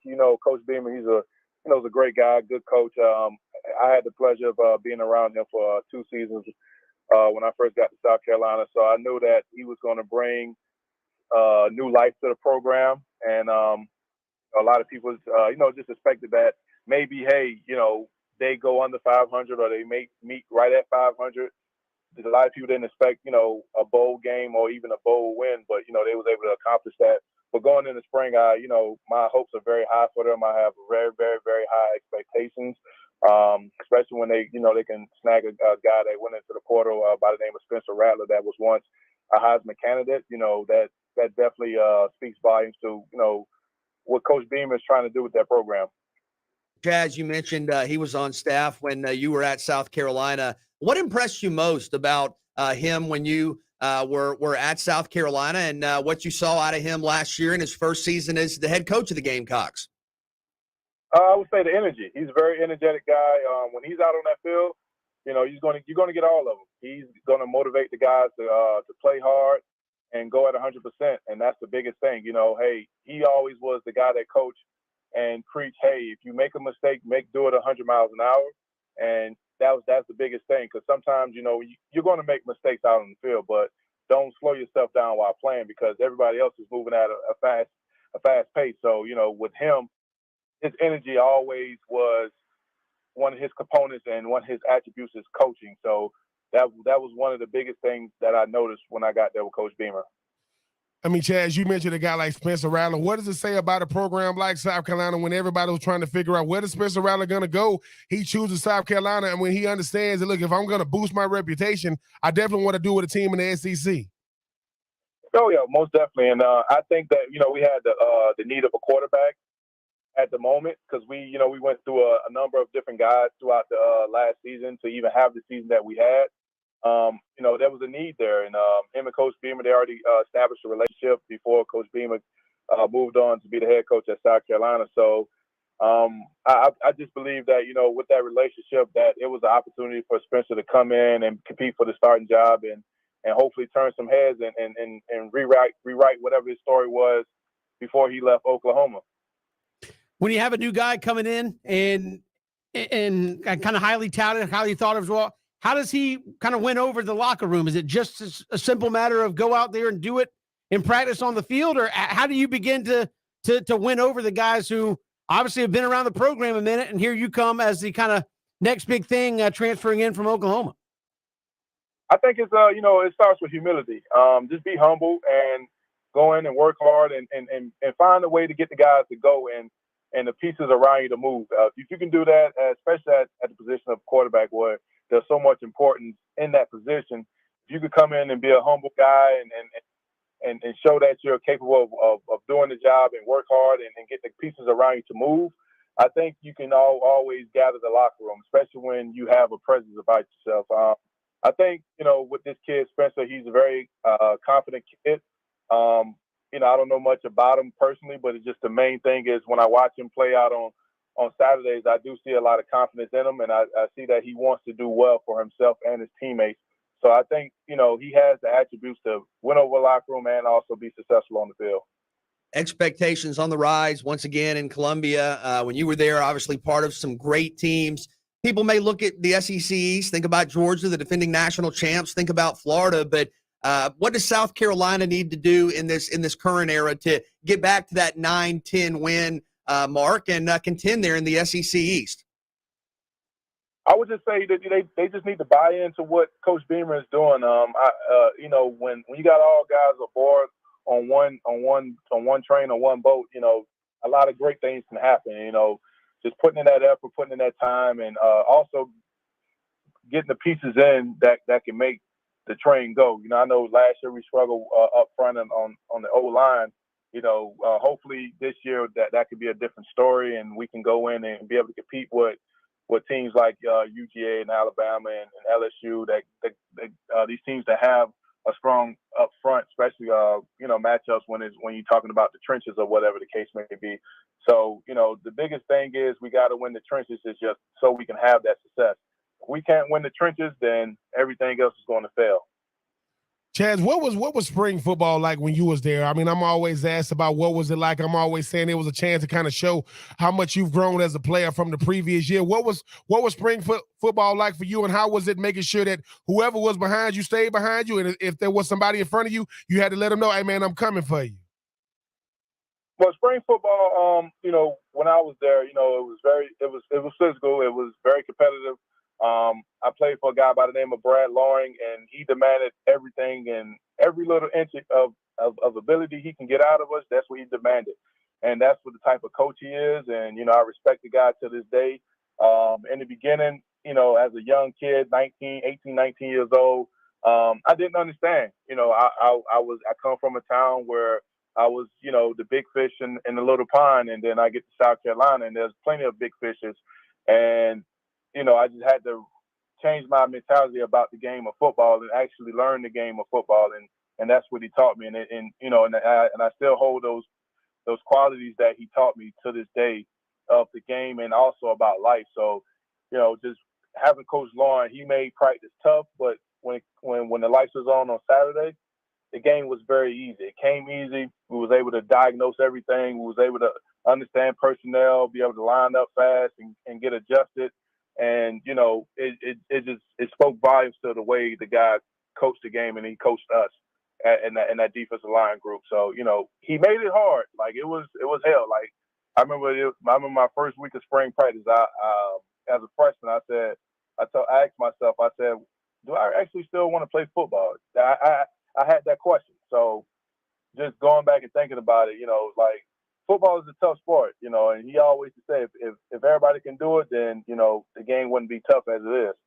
Chaz Sutton joining us here on 3 and Out. And Chaz, you talked about jumping in and playing in the SEC, where now, I mean, it's always had a strong reputation, but now you have the last couple of years, Georgia, Alabama, number 1, number 2 teams in the country. I mean, I know it's been tough each and every year, but what was your first impression of, I'm going to play in the SEC versus, as you said, when the lights came on, playing in the SEC? As a young kid coming in, it's, it can be intimidating. Your nerves get to going, and then once you get the practice reps and the game reps, and you build up your confidence, and you keep going, or whatever the case may be. But it's all about just having that competitive spirit, because you want that exposure as a young kid, and you want to be able to play in that and experience it. But once you get there, it's like, okay, all right, we are in a situation where, all right, this week we're playing UGA. They're the big dog. They're the number 3 team in the nation. And the next week you're playing Alabama. They're the number 1 team, or whatever the case may be. So you have situations where things get tough, and it's like, okay, how do you approach it? But it is a big intimidation factor when you're a younger kid coming in as a freshman or a sophomore. But once you get older and you got that experience under your belt, and then the nerves kind of level out, and then you just go out there and play your game. Some of the early preseason predictions are coming out. The college football magazines, some of the polls. When you're at a program, when you're in the SEC, where there's all kind of stuff like that, just picks and punditry all over the place, do you pay attention to that stuff as a student athlete? As a student athlete, you look at it, but it's one of those things where you can't really pay attention to it, because you still got to play, and then things can change in the course of the season. Like, they might have you ranked as the number 2 team in the nation starting out. I remember one year Georgia was the number 1 coming out. It was like, I think right before I left high school, or might have been my freshman year in college, they was the number 1 team. And then by the end of the season, they was like in the top 20. They wasn't even in the top 10, so in the course of a season, you really just can't go out. You just can't go out and pay attention to that. All the hype and the expectations. You just got to go out there and play your game because that's what's most important. And Chaz, finally, when you think about the fact that now we're in the age of NIL, a lot of these young men now they get a chance to go out there and benefit off their name and image likeness.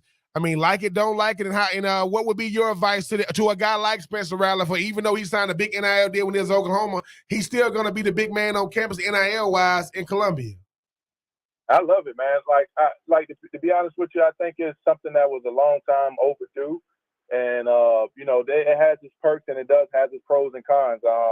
But I really think that this is something that the players can capitalize off of. They're talking about like for example with EA Sports. Are talking about bringing back the video games or whatnot. I know in the NFL we got a game check. Well, we got to check, not a game check, but we got to check from Madden. So at the end of the day, these kids, they should be able to benefit off of people using their likeness and image or whatever the case may be. So I'm a fan of it in a sense because I was a college athlete that went through all that and also had my struggles, of trying to, I'm on full scholarship, but after full scholarship or, hey, I want to go out and have a nice meal somewhere or whatever the case may be. Or if I ran out of money on my cafe card or whatever, I have to wait till the weekend to get, money from the school or whatnot. We had this thing called weekend money, which was extra money. It was like $50 a weekend or whatnot. And we used that. And I'm like, well, I'm a 6'4", 250-pound guy. I eat way more than $50 of food within, a 3-day span. So, I think it's a long time coming for that. And I think, depending on, the athlete or whoever if they benefit off it the right way, it can open up a lot of doors for a lot of athletes. Now, in the con aspect of it, you might have a situation where a guy coming, I think it was a quarterback that came right out of high school that had these crazy deals or whatnot. And it can hinder a kid. Some kids, they're not mature enough to handle certain things like that. So if a kid understands the business side of NIL and the game of college football and then so on and so forth, then I think that it can be a beneficial factor for the student athlete. Chaz Sutton joining us here on 3 and Out. Chaz, appreciate the time as always. Thanks much. All right, thank you guys.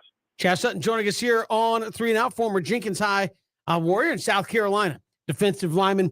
Appreciate him stepping in here on 3 and Out. We'll come back with more. Speaking of NIL, some big news on that front, and we'll chat some Braves baseball. Kyler McDaniel, ESPN Baseball Insider, coming up top of the final hour. It's 3 and Out on the Southern Pigskin Radio Network.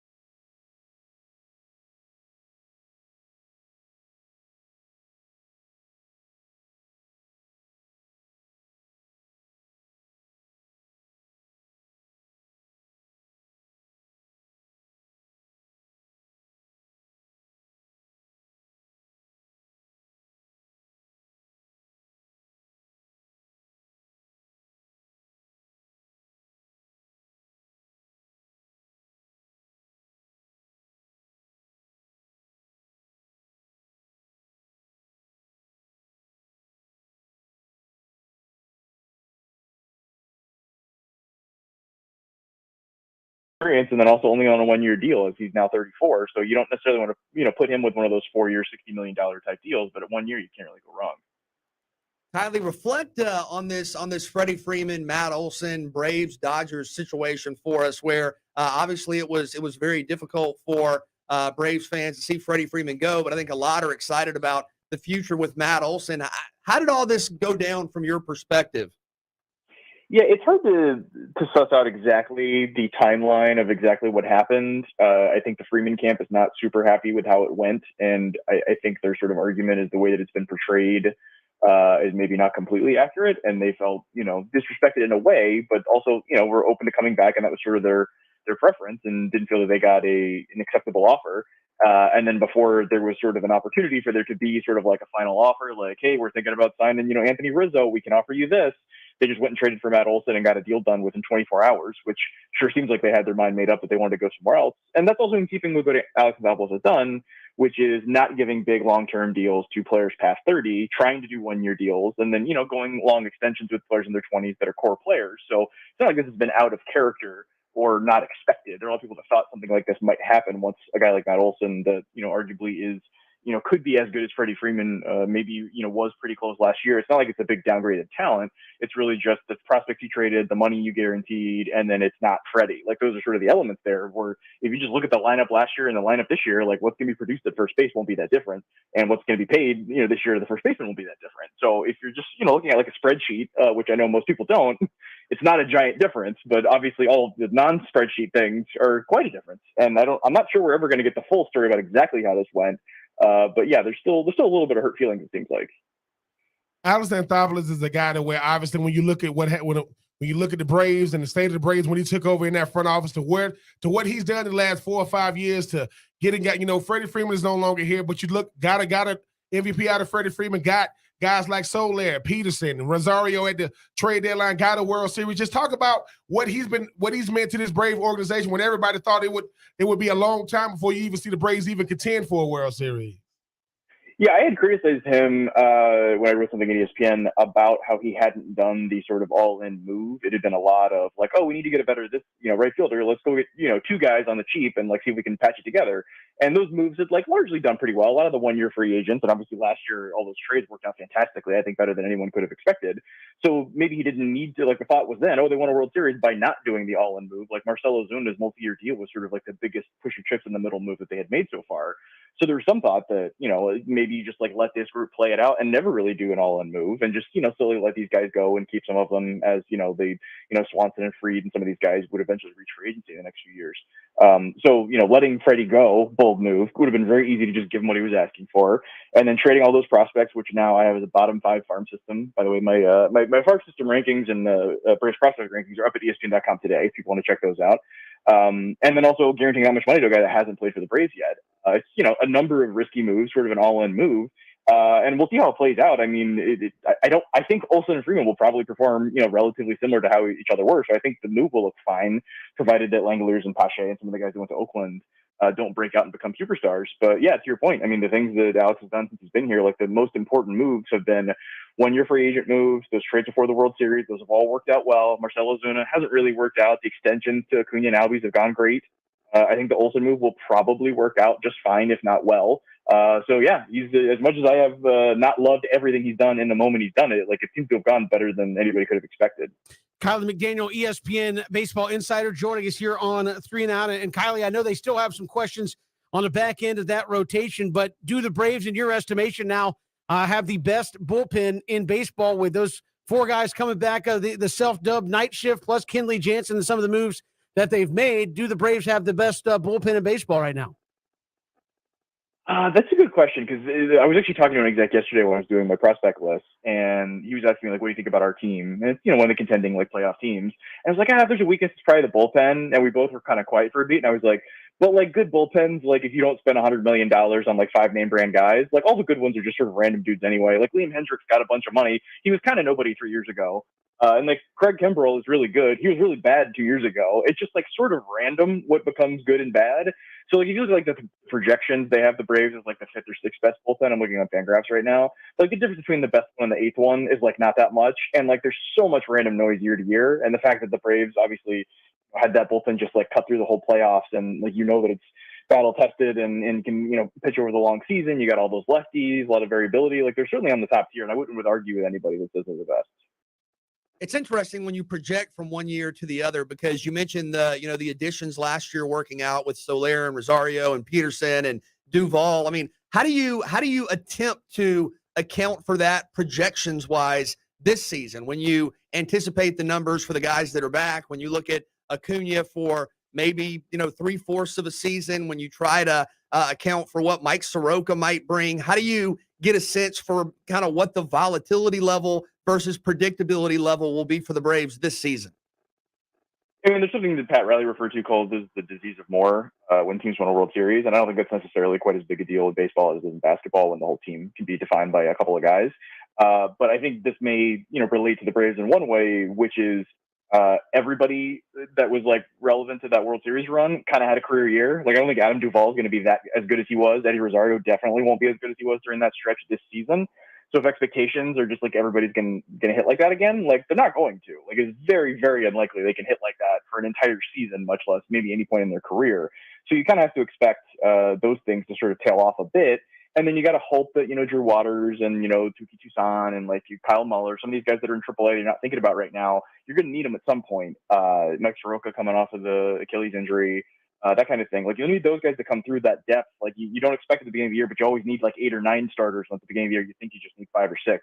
So I think that'll be the thing that dictates it, because you're going to get some curveballs that you didn't see coming, because last year you didn't really get that many. And I think also with like the Phillies and Mets are really spending this year, like you're going to have a lot of competition in the division that I don't think you really had last year. Universal DH obviously is something going to definitely benefit a team like the Braves this year. Do you think that when you look at a guy like Ronald Acuna Jr.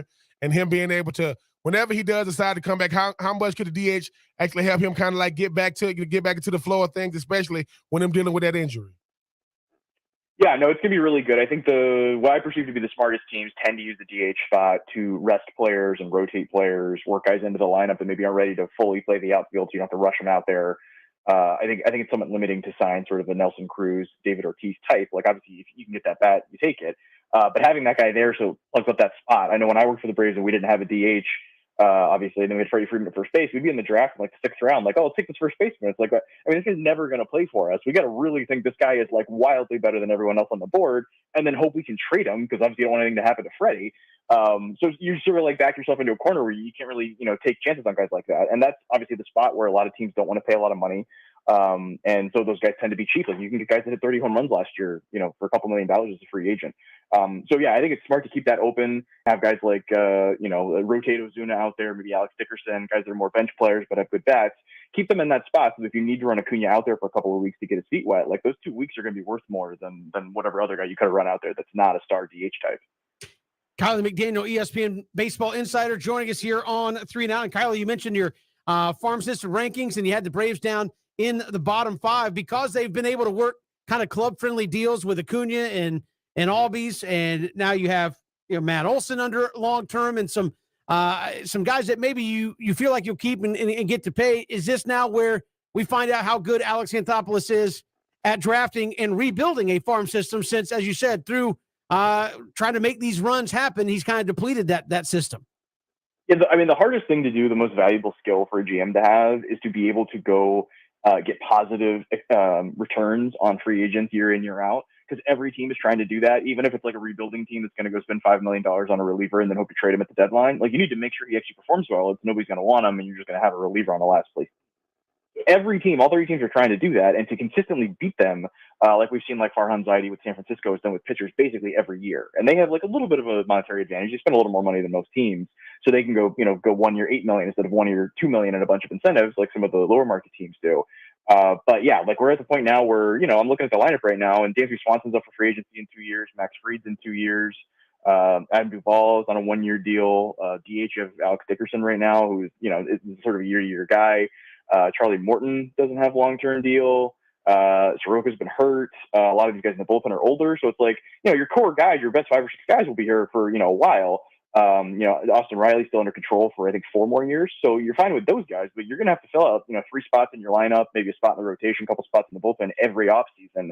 And so if you just have one dud of an offseason, then all the guys you signed for those spots, you spend $30 million and they're all bad. you're probably not going to make the playoffs no matter how good your team is. Or you have to make some trades and thin out the farm system even more. And, like you said, you're already sort of down a couple pegs there. So yeah, this is where where you really make your money as a GM, because this is going into the deep end and kind of fighting with the monsters and see if you can beat, Brian Cashman and Heimblum and all these guys that are competing every year on a yearly basis. Anthopoulos hasn't had to. He's had to sign one or two guys.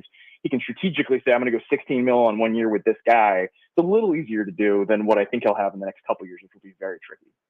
So many advanced stats, and you can almost kind of get a sense for what the numbers are going to be with all the production you have to analyze. But how do you get a sense for things like timely play and clutch hitting and coming through in the moments that matter? Because that's one thing, especially in the Braves postseason run, that was really striking. Is there any way to statistically, I guess, evaluate that as an outlier versus how sustainable it is moving forward for the Braves? It's a really interesting question, because if you ask old school scouts, who I think have a lot of wisdom, if he found in numbers, they would say yes. And I think there is something to, like, this guy has it, and you could probably measure it if you really had access to, what their heart rate is during close games and stuff, which you don't have and probably shouldn't have. Like, you could probably tell with those sorts of measures that are not available at it. And statistically, it's been believed for a long time that there's no such thing as clutch hitting, essentially, because nobody could prove it. And I think in the last 5 or 10 years, people have realized it does exist. There's just so few clutch situations, and you need like a full season worth of clutch situations to tell if a guy is good. But I think the current sort of statistical belief is clutch hitting exists, but you do it so few times in 1 year, it takes like 5 or 6 years to tell if you're any good. And by 5 or 6 years, you're now a better or worse player, so it's kind of irrelevant. And like even a career worth of like playoff and close and late situations and all that kind of stuff. That you really can't tell for sure until toward the end of a season. And even guys like Derek Jeter that you think are clutch aren't quite as clutch as you think they are. So I would say essentially it's almost impossible to predict, but you can kind of stack the odds in your favor and try to get guys that, seem like they can step up to the moment and like probably can. And like, 55% chance he's a guy that's good in the clutch, and get a team full of those guys, you'll probably be a little better than that. But I think a lot of that is sort of after a team wins, you say that they were clutch and that they became, a very close team because they won. It's like stuff that happens when you look back on it. It seems obvious, but before it seems almost impossible to predict it. And Kyler, I mean, going back to what you said earlier about the GM job is to get positive return on these free agents. You talk about the 1 year deals that Alex Anthopoulos has done. It has worked thus far. Do you think this is sustainable for the long run? Yeah, I mean, I think a lot of teams are hesitant, even though it seems low risk, to do 1 year big money deals. Some teams still don't want to do that and would like to have the certainty of having multi-year deals, even if they have to pay a lot of money, or having guys under control that are, younger players. So I think there's always going to be a little hesitancy to go to I think Syndergaard got 1 year, $21 million. Like, you'd think every team would offer that, but like he signed with the Angels, like every team didn't offer that. It seems like a slam dunk. But it's also like if you nail it, sometimes these guys lose, or they leave the next year. So there's like a little bit of you have to believe in your ability to keep doing it over and over. And Anthopoulos has done it so far. And I tend to think that when GMs like have a thing that they've been good at for 2 or 3 years and they just keep doing it, and other teams are not doing it, it's like, oh well, Anthopoulos thinks, and I think rightfully has the proof to say he's good at this, so I'll keep doing that. And then other guys tend to be better, slightly different things, or making a trade, or being able to read the team in season and know which prospects to deal. Like Dave Dombrowski with the Phillies seems to be really good. If you go back and look at his trades, when he's traded a prospect, like almost none of them become what everyone thought they would be. He seems to be pretty good at that. That sort of flew under the radar for a while. So I know a lot of the analytics people would sort of make fun of him just trading all of his prospects like he didn't want them. But like all the ones ended up being good, like Rafael Devers, he never traded. So I think he's got, again, it's like hard to measure everything. And some of these guys, they get in these jobs because they're good at some things, even if you can't really tell until it's, very obvious afterwards. Kylie McDaniel, ESPN Baseball Insider, our guest here on 3 and Out. Kylie, appreciate the time. Thanks so much. Yep, thanks for having me. Kylie McDaniel joining us here on 3 and Out. Braves counting down the days until the season gets underway. I think 2 weeks from Friday, they'll be back at it, counting it up for sure. We'll come back with more. It's 3 and Out on the Southern Pigskin Radio Network.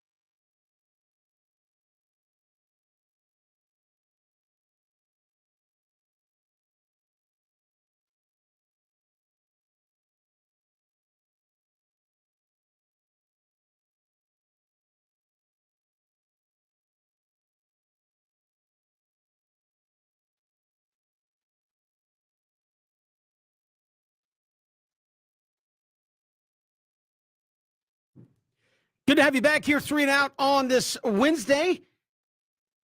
Going to talk Braves with Kylie McDaniel, ESPN Baseball Insider.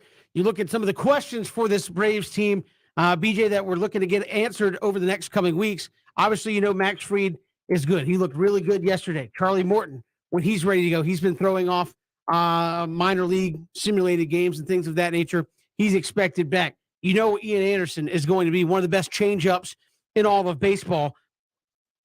But where do you go from there? Obviously, Mike Soroka is not going to be back until after the All-Star break. And as Ben said yesterday, how good could he be when you come back? You essentially will not have pitched in 2 years in the big leagues, and you have a major injury, an Achilles injury on your push-off foot that you're rehabbing from. So I don't think you can just go out and say after 2 years, Mike Soroka is going to come out and be, the young-looking Greg Maddux we all saw before he got injured. And then you still have another spot in the rotation you got to fill. Can the Braves fill that? Could they go 6 guys, as has been talked about? Could you do the opener where you have a guy throw 3 innings, another, quote, starter come in and pitch 3 innings and hand it off to the bullpen? Potentially. But where do you see this starting rotation after those first 3?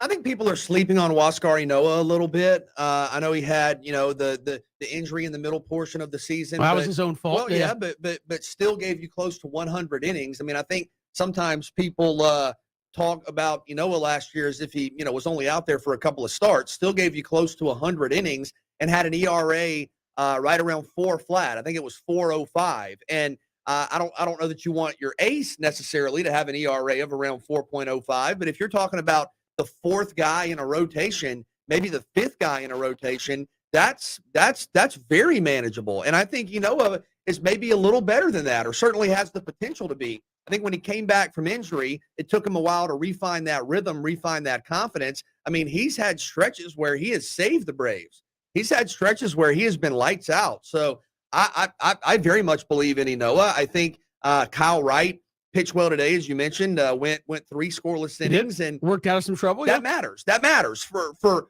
certain guys. I mentioned the other day, I don't know that what Austin Riley does or what Matt Olson does or what Adam Duvall does in the spring really matters. But I think for Kyle Wright, who's trying to assert himself in the rotation and solidify a spot to go out 2 weeks before the start of the year and not allow any runs, 3 innings, that's something that gets the attention of Brian Snitker. That's something that adds to his confidence. So for me right now, I know you have Kyle Muller. I know Colin McHugh, Sean Newcomb. I know City still wants to start. Tukey Toussaint's out there. I think for me right now, I see it as Fried, Morton, Anderson, obviously. Huascar Ynoa pretty comfortably in that 4 spot, and then Kyle Wright in at 5. And I do think it's viable that you could see a 6-man rotation as you play, 14 games in the first 2 weeks. I mean, maybe you slide a Tukey Toussaint in there, who's had some good moments. I think, Ben, for the guys that are kind of on the fringe, Kyle Wright, Kyle Muller, Tukey Toussaint,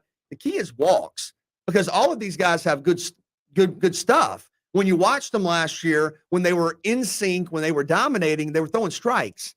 When they were, giving up 3-4 runs an inning, it wasn't always homer, double, single, home. It was walks. And when you give up a solo homer, you can deal with that. When you give up a 3-run homer, it's a little different. But I'm very confident in the rotation. I thought Kylie was right. You're always going to need 8-9 starters. Injuries happen. Guys go through ebbs and flows. But I feel really good about Huascar Ynoa in the 4 spot.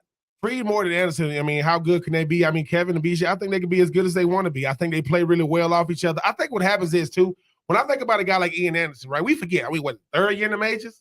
And look at how much he's done in 2 years. Most guys don't even make the playoffs. First start ever in the majors, Yankees. Next start, Boston got a chance to play, in the playoffs his first year. I think a guy like Huascar Ynoa, health.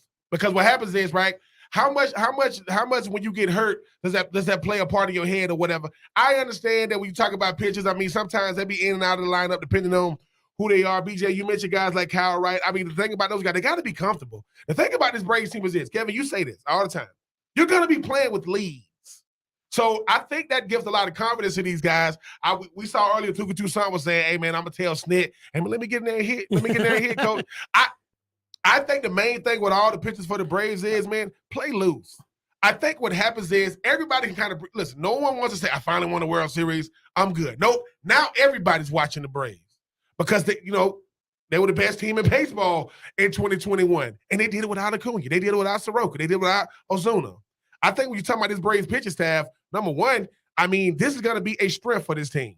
This is going to be, I mean, Kevin, when you say things like you can win games, you know, because of that bullpen, oh my God, you can win games 2-0.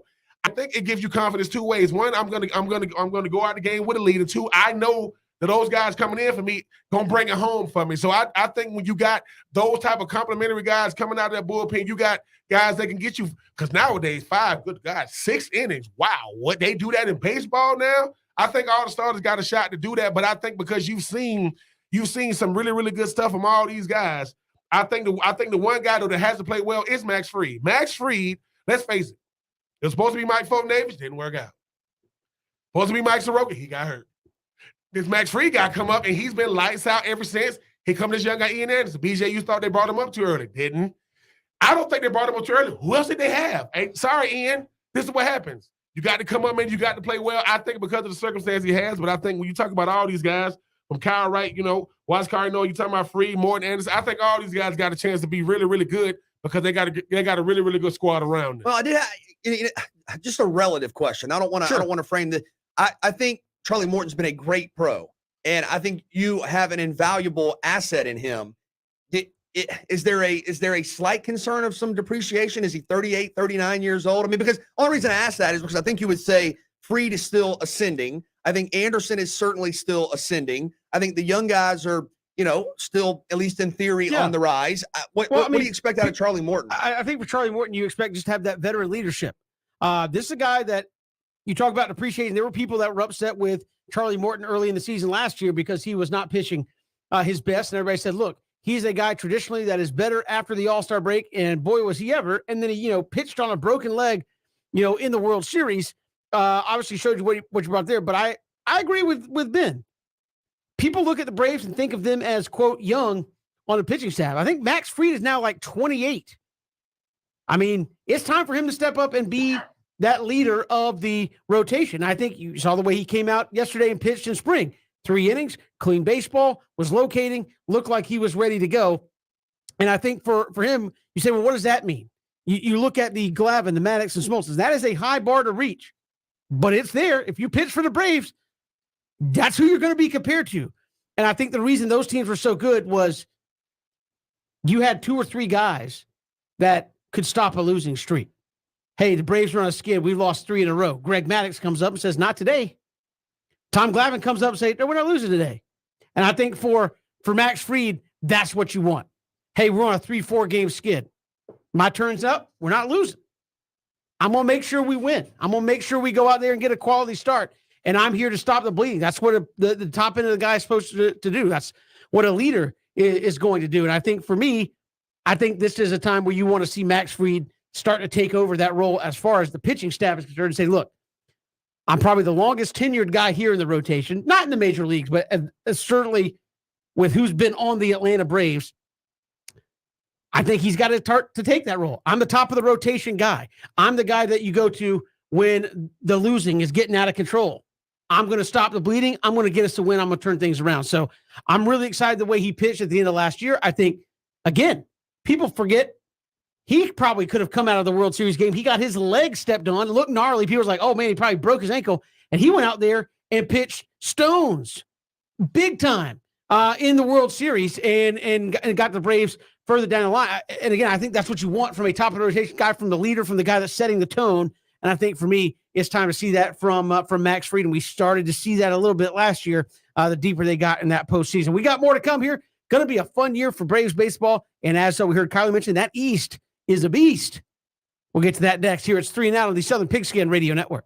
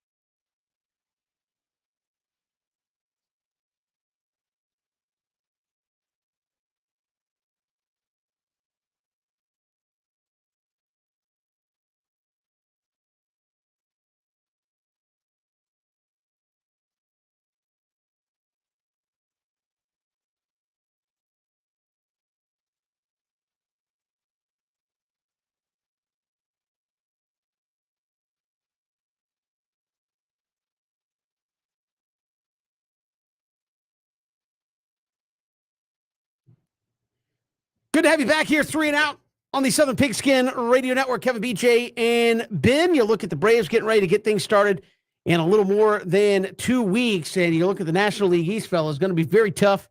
I think at the very least you look out and say the division spent money. They no matter Nelson Cruz to the Nationals, Castellanos to the Phillies, Max Scherzer going to New York.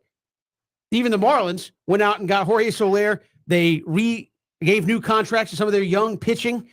So everybody in the division went out and spent money. It's going to be tough to just roll through or think you're going to roll through here in the National League East in 2022. Brutal division. And I think there are going to be challenges that are out there in terms of good rosters, superstar players, big name pitchers. I still think Atlanta has the more balanced roster.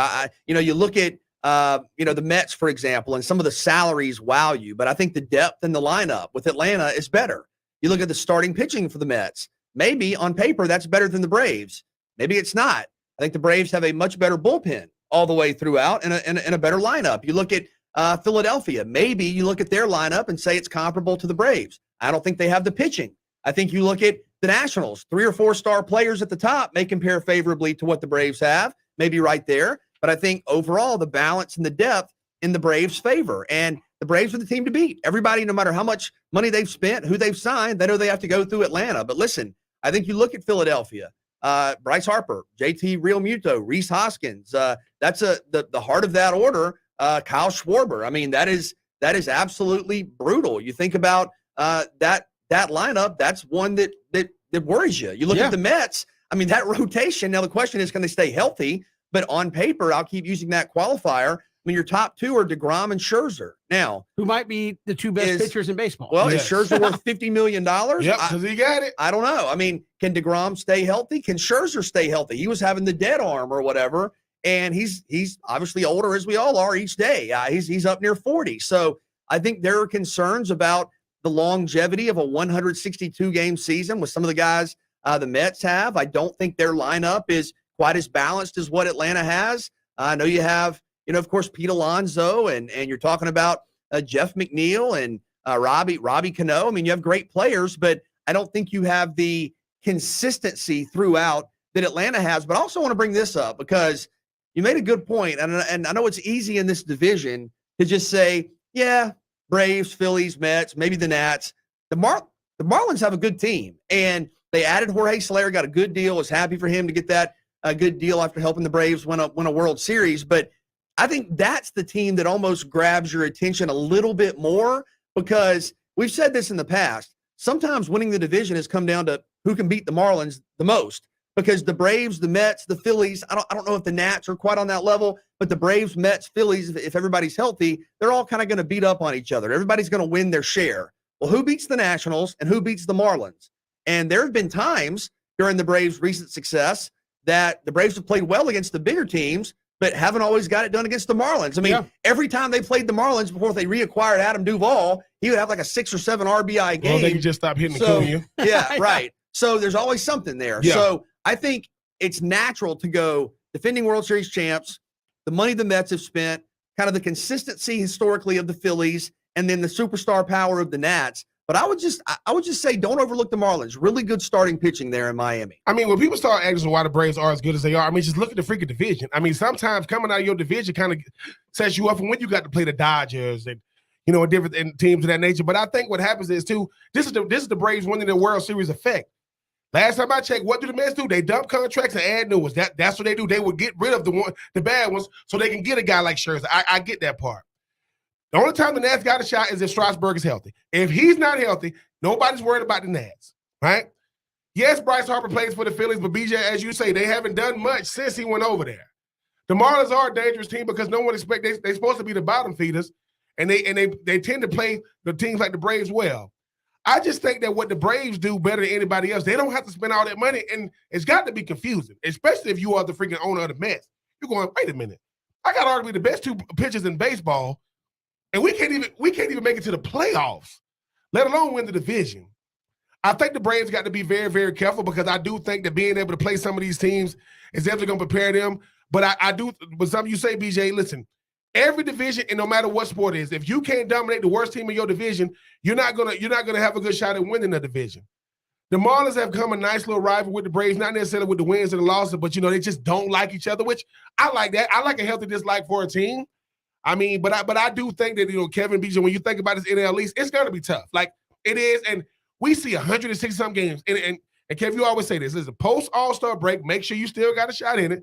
Don't be 10 games back. But then, if you could put some space between you and number 2, you got it's almost like having that staying power towards the end, because it's crazy how it's 162 and it'll come down to 3 games, 2 games. Sure. You need every single game, but when you got to win those series. When you talk about playing these guys, BJ, as you mentioned, got to beat up on the Nats and the Marlins. It's so simple when we say it, right? It just seems so simple. Go do it. Go get Nick Saban. Is your message with the Mets still? Well, they're the Mets. I think there's some of that. I mean, until they make it through a whole season without having pitching injuries, yeah. I mean, just because you go out and spend a lot of money doesn't mean you spend it in the right spots. Just again, doesn't mean you won't be free from injury. I think the East could be interesting because you could have a lot of things at play coming down the stretch. One, very competitive division. Obviously, there's added impetus to win the division with the expanded playoffs. And 3, there is expanded playoffs, so you could finish second or third. I mean, there very well could have a case that the top 3 teams in the East will all make the playoffs. And I would say the same thing in the American League East because of how those teams have spent and try to upgrade their ball clubs. There is a good case that the Braves, Mets, and the Phillies could all be in the playoffs with the expanded playoffs. Now, you want to win the division, so you get out of some of those play-in rounds. But I'm excited about it because every night you play in division is going to be huge. And you look at what the other teams have done. They didn't sit back. They didn't sit back and say, well, the Braves got us again. No. Steve Cohen came in and said they made a rule, called it the Cohen rule, which is the luxury tax. Fine. I'll blow right through that. I'll pay every luxury tax you want me to pay to try to win. So that's what you're dealing with in New York. You got a billionaire who said, I'm not going to be a billionaire who just takes the TV money and does nothing. I'm going to spend money to make this team competitive and be the team in New York. Now, that's going to be hard until you win, like 25 more championships like the Yankees. But I'm going to try to be the team in New York. The Phillies went out and spent money on their roster. Nick Castellanos certainly adds to a very talented lineup. They're going to be a tough out 1 through 9 with the DH. That adds another level to trying to get some of these teams out. So to me, the East is going to be a slugfest night in and night out. And I think the Braves have the starting pitching to do it. They certainly have the bullpen to do it. And that's why I think that bullpen piece, if you're going to be weak in the starting rotation, be strong in the bullpen, be strong in that lineup. And if you get to the 6th inning with a 1 or 2 run lead, you feel really good about winning a lot of games that way. Just curious, want to see what you guys think as we're 2 weeks out. If we all consider the Braves the favorite, defending champs, they've earned that. Who's the top contender in the East? For me, and this maybe feels disrespectful given how much money they've spent, but I will say Philadelphia over New York until I see it. That's fair. I think the Phillies right now. I mean, the thing about it is, look, I lived up there in the New York, area for about 4 or 5 years. The thing about the Mets, listen, I'm like Kevin. Until they prove otherwise, they are the little brother in the New York area. And yes, they're gonna spend a bunch of money, but I got to see it. I remember when they had all their pitchers were superheroes. I mean, and I just think that BJ, or Kevin, as you mentioned, a lot of sizzle. I ain't seen that steak yet. We will see, but you got the 2 best pitchers. But as we said, Kevin, the Braves used to do well against the Grom. Well, nobody really does well against the Grom, if you want to call it that. As well as you can, yeah. As well as you can, and sure to those guys. But I just think that if the Braves don't have to spend a whole bunch of money to get it done, and they doing these things where they're doing these things last year without a healthy Ronald Acuna Jr., come on, man. I'm going to always go with the Phillies, man. They got Bryce Harper. He makes everybody better. We've got more to come here. It's 3 and Out all across the Southern Pigskin Radio Network.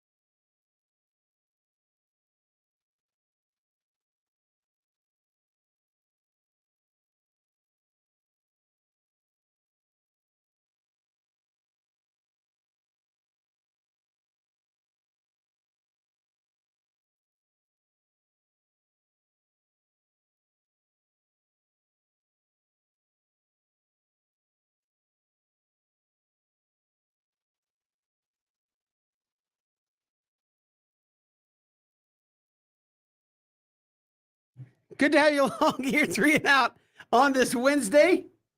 Got a little NBA doubleheader for you tonight. Hawks and Pistons. Hawks at 500, trying to get over. See if they can get that Braves curse on. They're trying to get over 500. Come on. I mean, this has been tough the last couple of weeks. They've gotten there. They're trying to get over that 9-10, obviously. Then they'd lose a couple. Trigger Trey is nice. Then they get back. Oh, dude, he had like 45, and Bogdanovich had like 35. The other night they scored about 105, and Trey and Bogdanovich had about 80 together. When Trey be hitting the threes, he be going like this. I say, yeah, listen, Trey. And he was flexing on New York last night. I gotta say again, I apologize because you didn't do anything wrong because we had Luka and then we traded for you, BJ. Just player to player now, just not team player. Who has been the better player thus far, Luka or Trey? I mean, I think there was a stretch, right, where everybody was looking around going, uh-oh, did the Hawks – I think they're very comparable. And I mean, pound for pound is Trey. Both guys are superstars. They are. Both guys are superstars, and I think the trade worked out well for both teams. Who has a better shot? Because I always ask it too. If superstars first. Who has a better shot at becoming the potential face of the NBA? Not the face, but one of the faces. Well, you probably need to win a championship. As long as LeBron and Giannis are still hanging around. Well, LeBron's never going to stop. He's already said he's going to play with his son. I mean, he's been dropping 50 on people at 37. So I think he probably has that locked up for a while. I think both guys are superstars. I do. And you are right. Trey talked about this the other night. Not only is he productive, not only is he proficient, I think when he hit 45 against New York, he was like 14 of 25 from the field. So it's not like he's, 7 of 38. Jacking him, yeah, he is attacking the basket. He's got the mid-range, the floater. He's got range for days. Very rarely does Trey give you 30 or 40 without giving you 10 or 12 dimes. And I think that's equally as important is his penetration, his rotational skills of kind of getting the ball, moving without the ball, create shots for Gallinari and Bogdanovich and Hunter. And I think he's a joy to watch, and he's only getting better. And Atlanta has dealt with a lot of injuries this year. John Collins, you haven't had him for much of the year. And right now, if you win, you're above 500. And there were a lot of people last year who said, yeah, Hawks fluke. And look, if you're taking a step back, yes. But if you make the playoffs, if you have a winning record in a year where you're dealing with injuries, in a year where the East has gotten dramatically better, I think that's still a sign of a good, competitive, functional, viable organization. And what's crazy to think about is Trey has accomplished so much that you almost think that he's like 30 years old. I mean, Trae Young is 23, 24 maybe, and has so much basketball in front of him. But yes, I think it would be, you mentioned kind of the Braves thing. The Hawks have not had a winning record. You were about 2 months ago way out of contention for a winning record. You've played much better. I think it'd be a milestone win tonight. Not a huge deal, but I think it'd be important mentally just to get back to that winning mark. Nate McMillan understands the task at hand. I think you already know you do. Everybody got to have a primary scorer. But the thing about Trey, he's the primary scorer. He helps the teammate gets better, but he doesn't just jack up shots because he has the green light. I think no matter what with Atlanta, you always fighting against you. I don't even want to go back to them days where we was number one team in the East, man, and then we had to meet LeBron them in the Eastern Conference Finals. We know how that went. But I think Trey does get it done. He's finding a way to keep his team in it. But as you say, Kevin, get to 500, and there were so many more games left in the regular season. Yeah. Because, unfortunately, Giannis will be waiting, and he is only getting 10? better. There's 10 or 11 There's games? not many games left. I think it's maybe less than 10 games left. Yeah, now. I think they only go right to the first or second week of April. Then you're right there into the playoffs. So we'll have that. Then we'll have the Lakers and 76ers later tonight. Late tip, 10 o'clock, if Ben and BJ can stay awake that late. No, Ben's going to be awake for the whole thing. I will not. LeBron, listen. LeBron is accepting the fact that stuff is just leaving. I don't see a fresh coat every other night. But I will say this, BJ, I've never seen anything like LeBron. They said at 37 he might be he might lead the league in scoring. That to me is crazy. Well, he's got to. Because everybody else gets hurt. Well, yeah. They kept showing Dwight Howard on the bench. Telling me, oh, did you see that dunk? Yeah, because you ain't in the game. Oh, my freaking God. Nonsense. My hamstring. Is LeBron the greatest athlete you've ever seen right now? Say it. Yes. Over Deion? I mean, 6'8". I mean, yeah. Deion, right up there. Right up there. We've got more to come tomorrow as we go throughout the week. Thanks to Kylie McDaniel, Chaz Sutton, and Adam Sparks, Knoxville News Sentinel, for joining us here on 3 Now. If you missed any of the show, go to our YouTube channel at ESPN Coastal there on YouTube or ESPNCoastal.com. We'll see you tomorrow here on 3 Now.